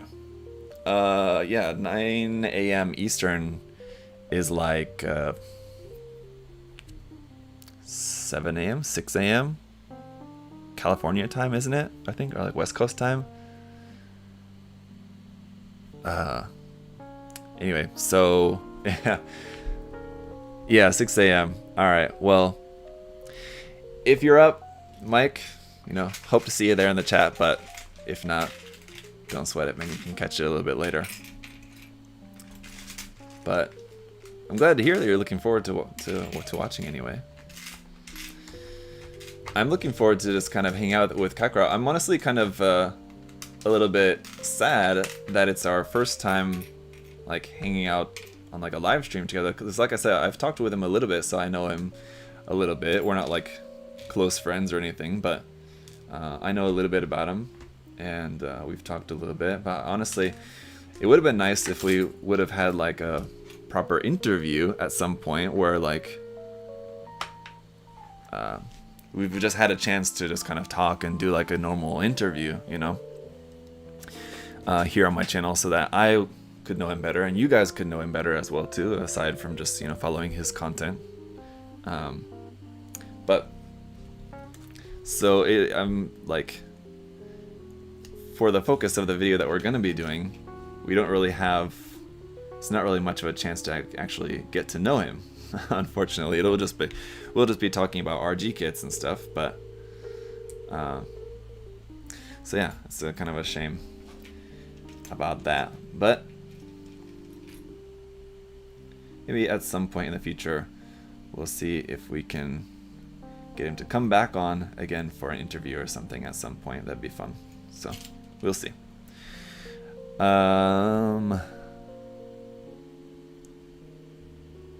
Alright.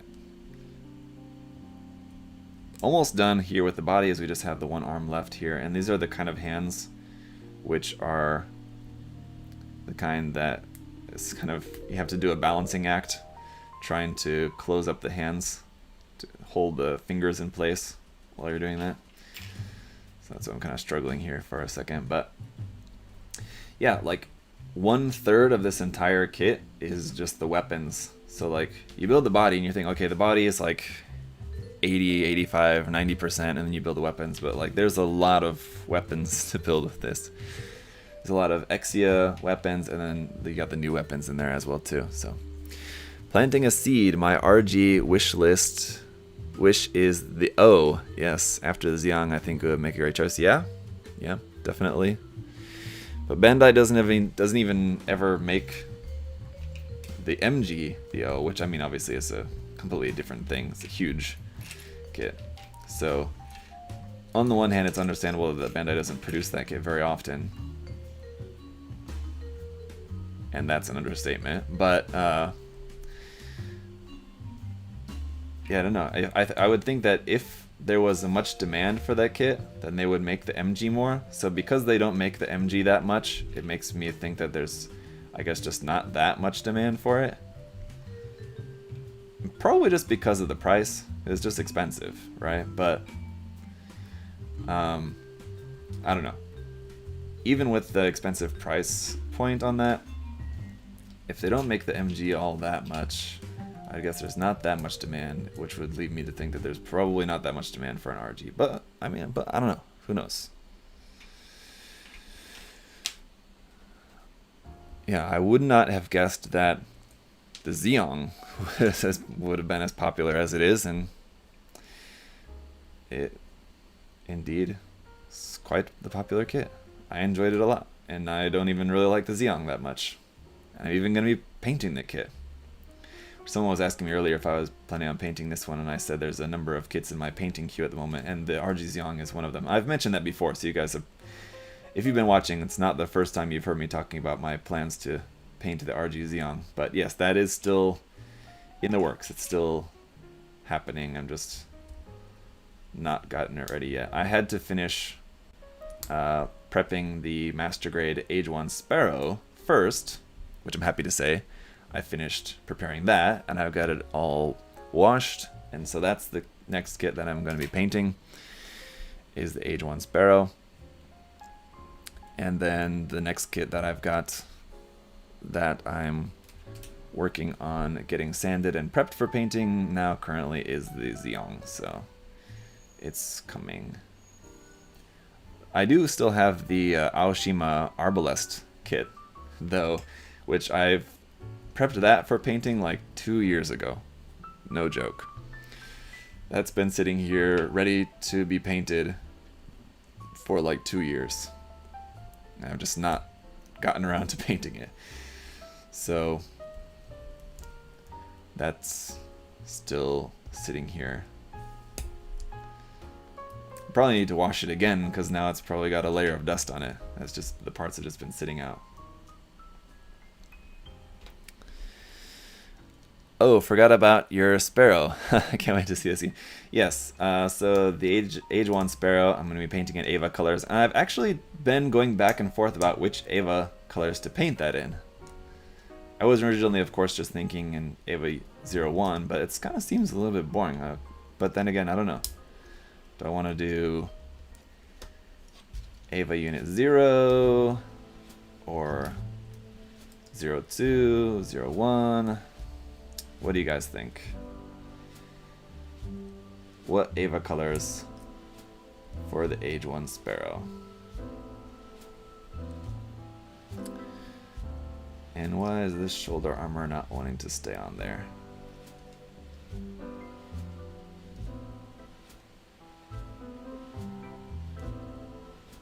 Oh.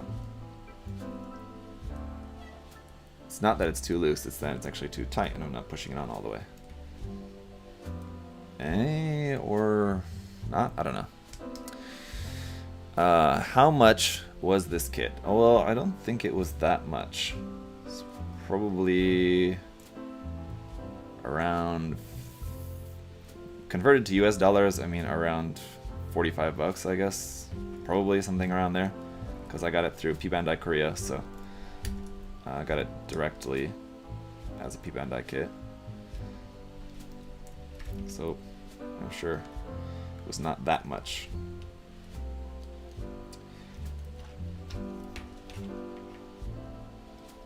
The red Ava could be cool. Yeah, that's kind of what I'm leaning towards, Mike, as well, actually.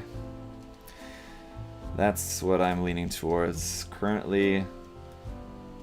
Could still change. So I already painted the Mechatro in the 01 colors, that guy, oops, which is going to be part of a kind of diorama vignette, which is still not finished. That's another work in progress that's unfinished. The kit is done, the diorama is not done. So that's another thing that I've been working on. Well, not working on actually, that I need to finish. That I started working on, but. So yeah, I already painted something in Ava Unit 0 colors, so that's why I'm kind of leaning towards maybe doing 02 colors. And thank you for that, Mike. Yes, I'm very happy with how that came out as well. Yes.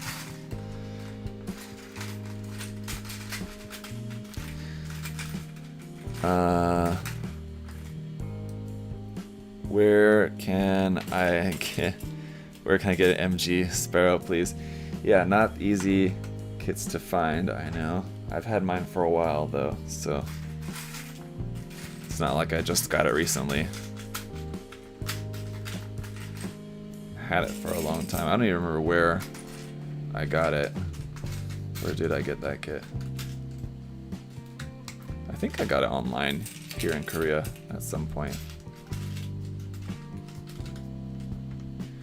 Do you have any recommendations on building the RX-7802 Origin? I mean, I recommend you to build one. Other than that, I mean, I don't really know what you mean, recommendations. You know, like recommendations on, like, as if the kit has any issues or anything like that. It does not. It's a fantastic kit. Whether you get the MG or the HG, both, any version of the Origin Gundam is fantastic. I would recommend building both. I started playing with the 135th Mechatro with weathering on top. I saw that, Mike. I didn't catch any of the live stream. I saw your Instagram post, though. With weathering on top of clear primer over the colored plastic. Those kits are fantastic. They're a lot of fun to play with. Yeah, I'll have to go back and try to catch... You did the live stream on YouTube, right? Is that correct? Yeah, I just saw the Instagram post showing that. And then it was like sitting on top of a truck or something, right? That you also did some weathering on. Also, I was just in Japan and Korea a couple months ago, and I would love to go back. I would love to pop over to Japan for a visit as well too, but how come I can't see any nub marks in this speed build? Well, I don't know if it's much of a speed build, but you can't see any nub marks because I removed them all already ahead of time. I sat it on a train car thing. Oh, that's what it was. Yes, train car. I was thinking it was either like a truck or a train car or something like that. Yes, right. Okay. Yeah, I'll check out some of that stream later whilst working. I'll put it on. Are you done with the feet? Did they fix any issues? No, there's nothing fixed or nothing changed about the frame, nothing changed with the feet. The feet are totally the same. The only thing different about the legs is the knees. So, I mean, I'm got it off camera at the moment. You guys can't see, but I've got it standing and it's not falling down. I can see what you mean though. I can see how the ankles are kind of wiggly. But I mean, it's standing. So we'll see once we get some weapons attached onto it. Greetings from Texas. Hey, Timmy. Greetings to Texas. I saw your frame arms video that got me inspired to buy one. That's good. I'm glad to hear some people willing to check out frame arms. Frame arms does not get enough love. I know the kits aren't as nice as Bandai kits, but they got some really cool designs. And if you're just willing to put in a little bit of work on them, I think they're really awesome kits. And the easy customization of them is really nice as well too. You just have all the different MSG parts at your fingertips. Well, at your wallet tips. Very easy to get lots of different customization parts and stuff for those. Hey, what's the leg articulation like on this thing or any Exia? Well, good, I would imagine. You know, got some, do one of these, one of those, like a full 180-degree bend at the knee there. You got ankles and feet. Yeah, the feet are just weird. You have like the bottom part, it seems like it's like kind of floating, not connected to the top part, and like the ankle has the kind of like weird high heel kind of thing, like a riser pad underneath the red part. Yeah, I mean, I can definitely see what people are talking about, how the feet are just strange, but as if they are like a kit killing issue, though I'm still not quite convinced yet. And again, while it is unfortunate that this kit did not come with any action base, it's fair to assume that most people are probably going to want to put this on an action base, at least anyway, so no matter how bad the ankles are, if you're going to be putting it on an action base, it's not really too much to complain about.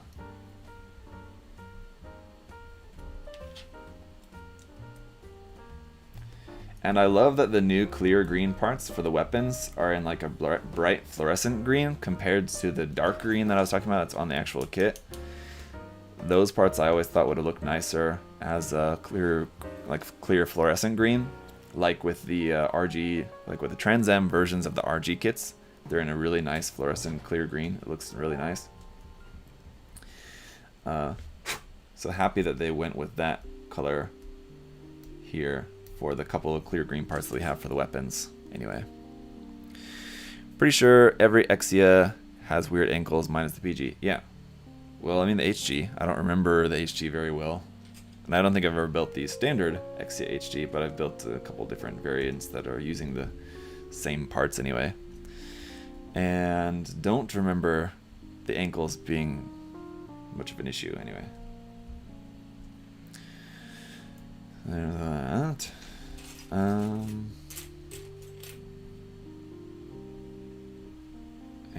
this one. Oh.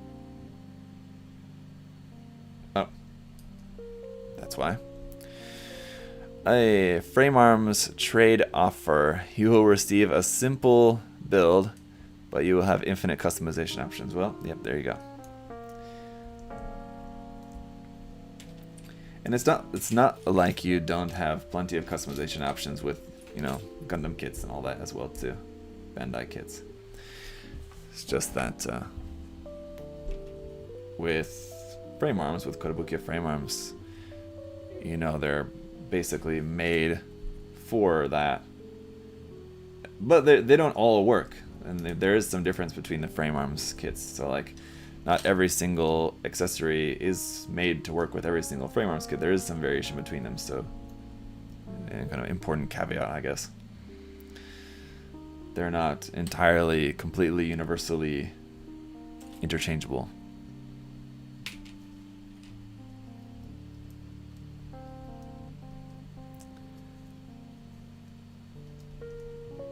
So there we go. There's our big gun. And the, what's that called? I should say here in the manual. What is it called? Jegan long rifle. Not very creative. But then again, I do kind of prefer the less creative names compared to like when Bandai gets creative with their names, it gets to be a little bit too much. And I'm looking at Gundam Seed for that.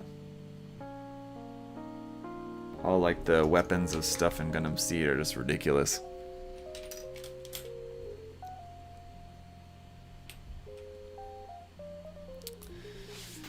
Is there going to be a review for this kit, Winter Gunblast? Of course. Naturally. Nowadays, the entry grade is more streamlined and beginner friendly. He's talking about HG Gundams or something. Y'all know I love that Revive Gundam.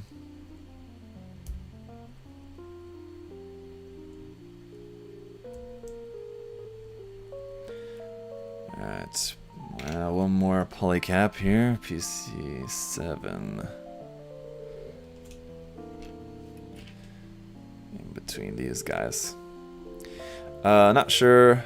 Wait.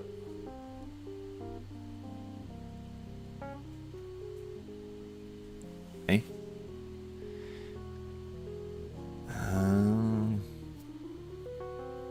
You guys are all talking about something. I'm not not keeping up with what's going on in the chat there, so I'm just not gonna comment because I think you guys are talking about something and I don't know what. So anyway.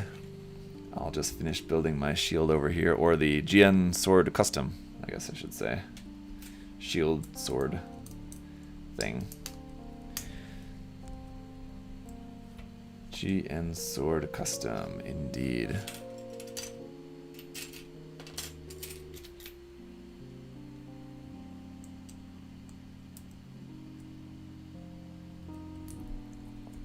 I do really like this new and improved. Well, I don't improved, but anyway, new.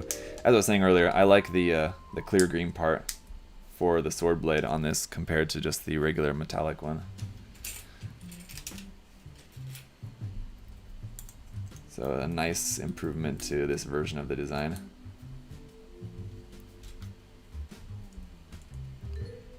That clear green looks really nice. Depends on someone asking, did Bandai improve the leg? No, no improvements have been made to the frame at all. It's using all the same frame. There are a couple of new frame parts in there to account for some new pieces, but there's no improvements done on the frame at all.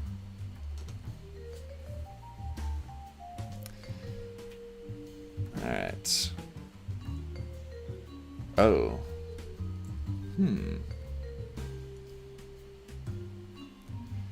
That needs to go on there. And that, and that, and that. Like that. And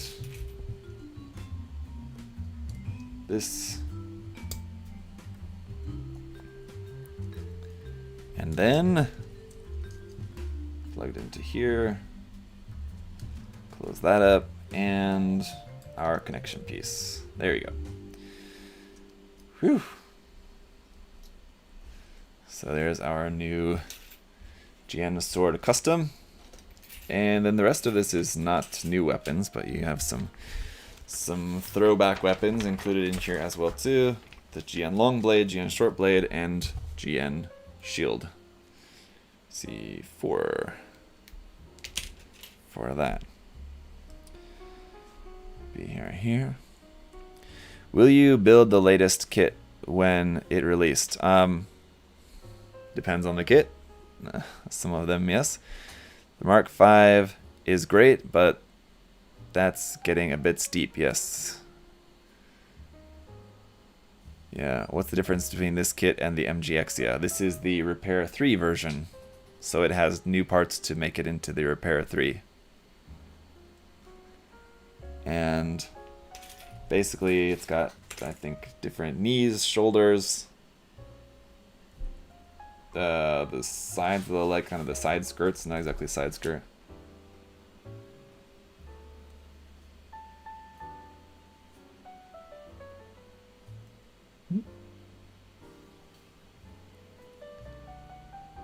That's weird.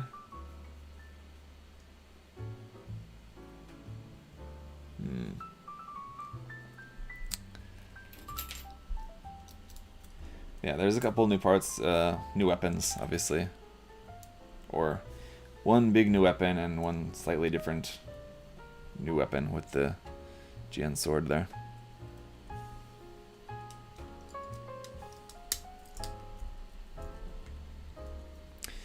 There ought to be leftover parts from the original kit in there still. Yes, there are. I showed a couple of them earlier.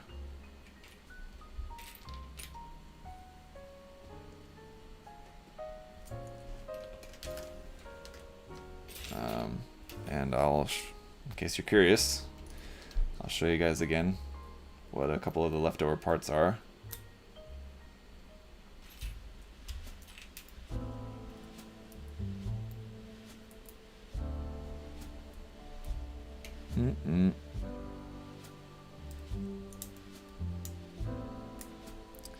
The long rifle is the new weapon over the rest, yes.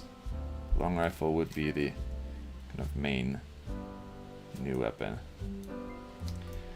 The Jegan sword custom is just the sword blade is different from before.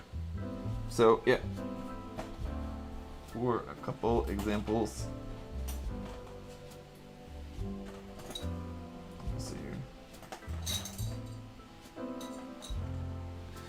here. Yeah, got it. So here are some of the leftover parts. You have the original sword blade, if you're preferred. You have the original shoulder armor, which is a little bit different. You have the original, I think these are the original back skirts, right? Where you can plug in the beam saber handle into the back skirt there. And these, which I think these are the Repair 2 back skirts, right? All white ones like that. So yeah, those are just some notable examples. So you could make a kind of mix of Repair 2, Repair 3, normal Exia parts. So you can kind of mix and match to make it sort of custom, if you want. An Exia Repair custom. A mix of different bits. Repair 2 back skirts, yep, okay. So the old sword, yes. Yes, so you do have the old sword, yep.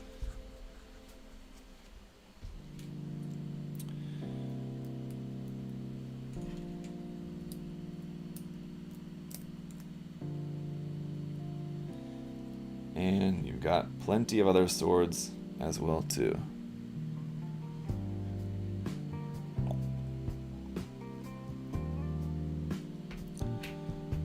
No shortage of swords. And you have 2 extra beam saber handles. You only need the 2 beam saber handles for this, the ones that are on the side skirts. But you have 4, so you have a couple of extras as well too. You have short blades, long blades for like the beam saber handles. Oh yes, these handles for here as well too. So plenty of weapons to go around. And the shield. Voila! Alright. Comes with extra GN drive. No, it does not. I don't think so. Actually, maybe you might be right about that.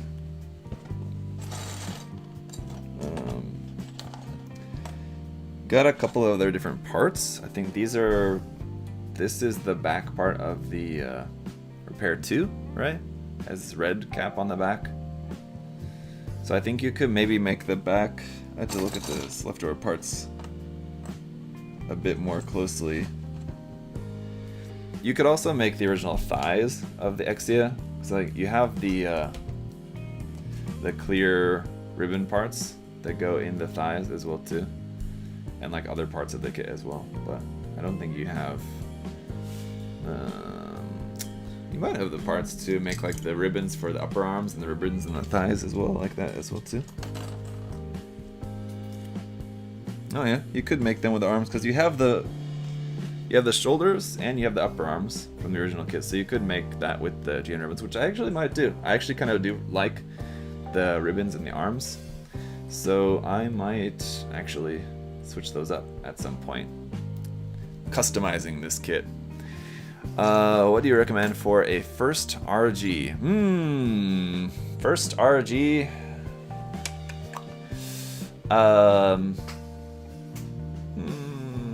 Maybe Tall Geese is pretty cool.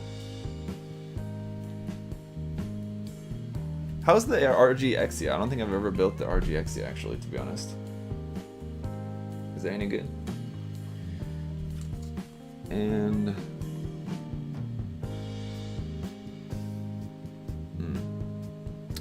yeah, there we go.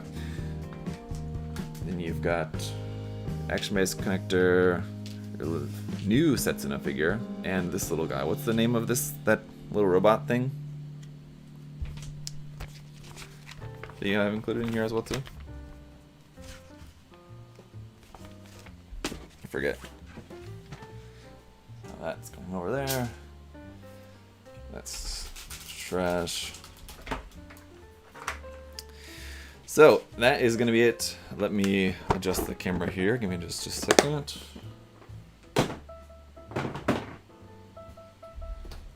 Drop this down over here. So we can try out these ankles. So I can definitely see the problem. The ankles are kind of wiggly. But I mean, he's standing. What do you want? Let's try it with weapons attached. So this one folds up, something like that, I guess. I'm not checking the instructions, but just kind of eyeballing this. That plugs into the arm here.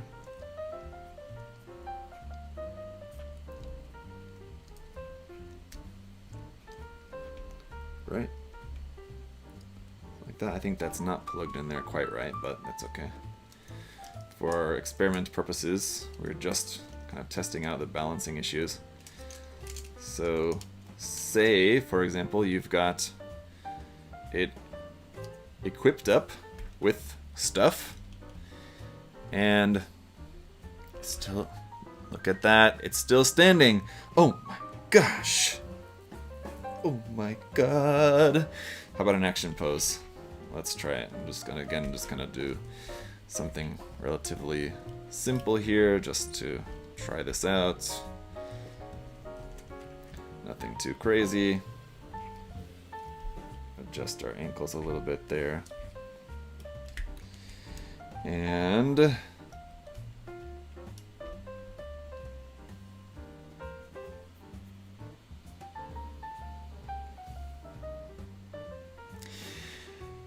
I don't get what all the fuss is about, to be honest. I mean, yeah, I can tell the ankles are a little wiggly, but like, really? Anytime you hear anything about the MG Exia, like I said, people always bring up the ankles! Ah, the ankles! Like, really? I don't get it. I mean, they're not the best ones, but... And again, probably you're going to want this on an action base anyway, so... Myth busted. I'm going to give that a myth busted. Anyway, that is it for the stream for today, guys. For now, that's it for this stream. Oh! Let's do something fun before we wrap up today. Just as a little extra bonus. Let me readjust the camera here again, even though that's going to be kind of wonky. Bear with me a moment. As a little extra bonus, for those of you guys hanging out till the end, let me show you something cool.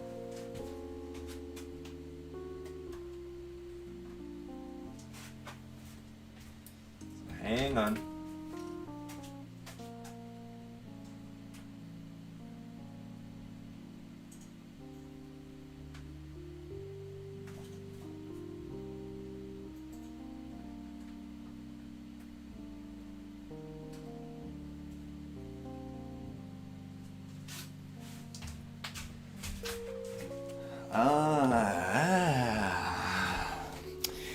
Just this morning, before the live stream, I finished putting some top coat on my detailed up Next Edge XS kit. So let's put it together and see how it looks. So I went ahead and detailed up the Next Edge XS with some detail painting, panel lining, and a bunch of decals. And it's looking pretty cool. So let's see it all come together here. This would be the blue splinter version, to be precise, the one that I recently reviewed for you guys. So if you've not seen that review, go back and check that out to see how it looked. I was going to say unpainted, but it's not painted necessarily. Well, it is sort of painted. Anyway, I didn't repaint it or anything. I just detailed it up a little bit. Oof. And it's not wanting to fit into here.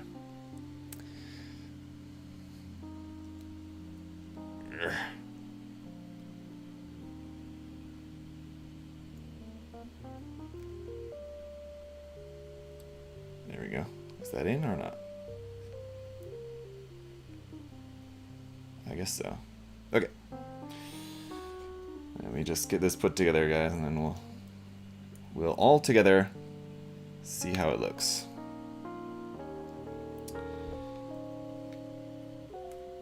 But I think it's going to be looking pretty cool.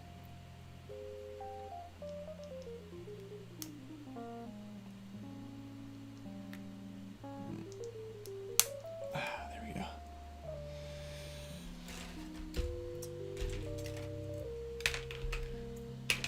How goes the Trash to Treasure GPO2?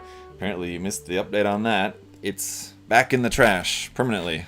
I scrapped that project. I gave up on that. I just did not... just didn't have the interest in going any further with that project, so scrapped that. And I did a whole video about it. Guess you missed it. It's a SD XS Gundam. Yeah, you know, X, not SD as in like an SD kit, but SD in its proportions, yes, basically, being an X-Edge figure.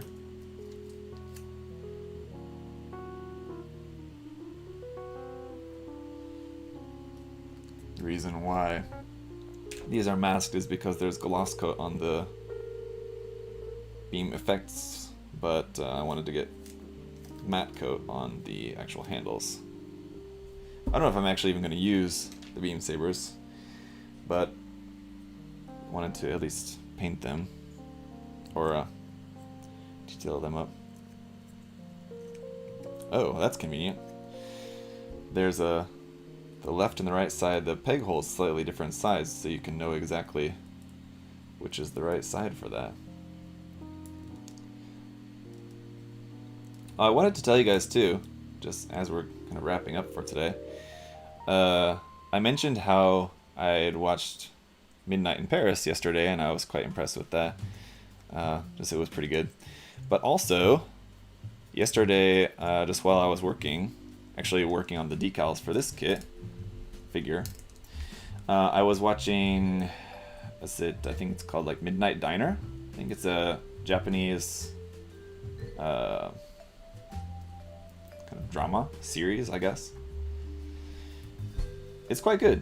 Actually, I first tried watching it like a few months back because I thought it was like an actual like documentary show, like a show about just an actual like restaurant in Tokyo. But and I like started it and I realized, wait a minute, this is dramatized. This is not a like a documentary. It's just a drama, whatever. It kind of seems weird to call it a drama, but I guess that's what it is. It's, anyway, fictional show.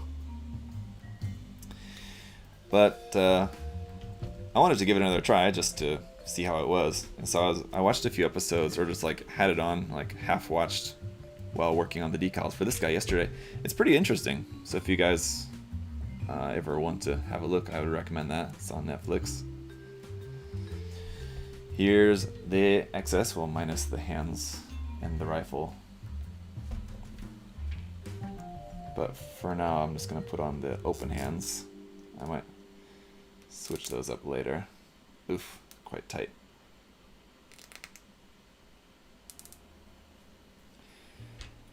I'll have to shave down the hands a little bit so they're not quite as tight in there, but for now, just to show you guys. Oof.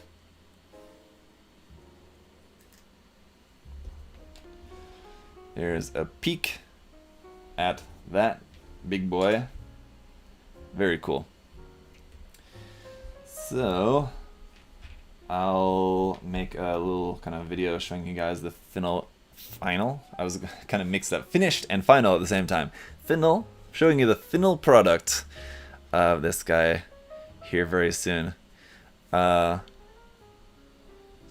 What company made this SD XS? This is the Bandai Next-Edge figure. So not a kit, just a figure that I just detailed up. Just did the panel lining, detail painting, and added some decals and stuff on it as well too. All mecha decals. So yes, very cool little figure. Definitely. Like I said, if you guys haven't seen my review of this, you can check that out. Anyway, so there's that. I'll have a video on that soon. Thanks for hanging out today, guys, watching the Exia live build. I'll be working on the review of that as well too. That'll come probably in a couple days. I have another video already set for tomorrow. So then this video on the Exia will probably be like a Friday or something. So anyway, I'll see y'all later. Thanks for hanging out. Have a good day, guys. And watch the live stream tonight, 10 p.m. my time here locally. It's 9 a.m. Eastern Standard Time in the US. Whatever that is time for you, you can sort it out. But watch me and Kakarot talking about some RG kits at that point.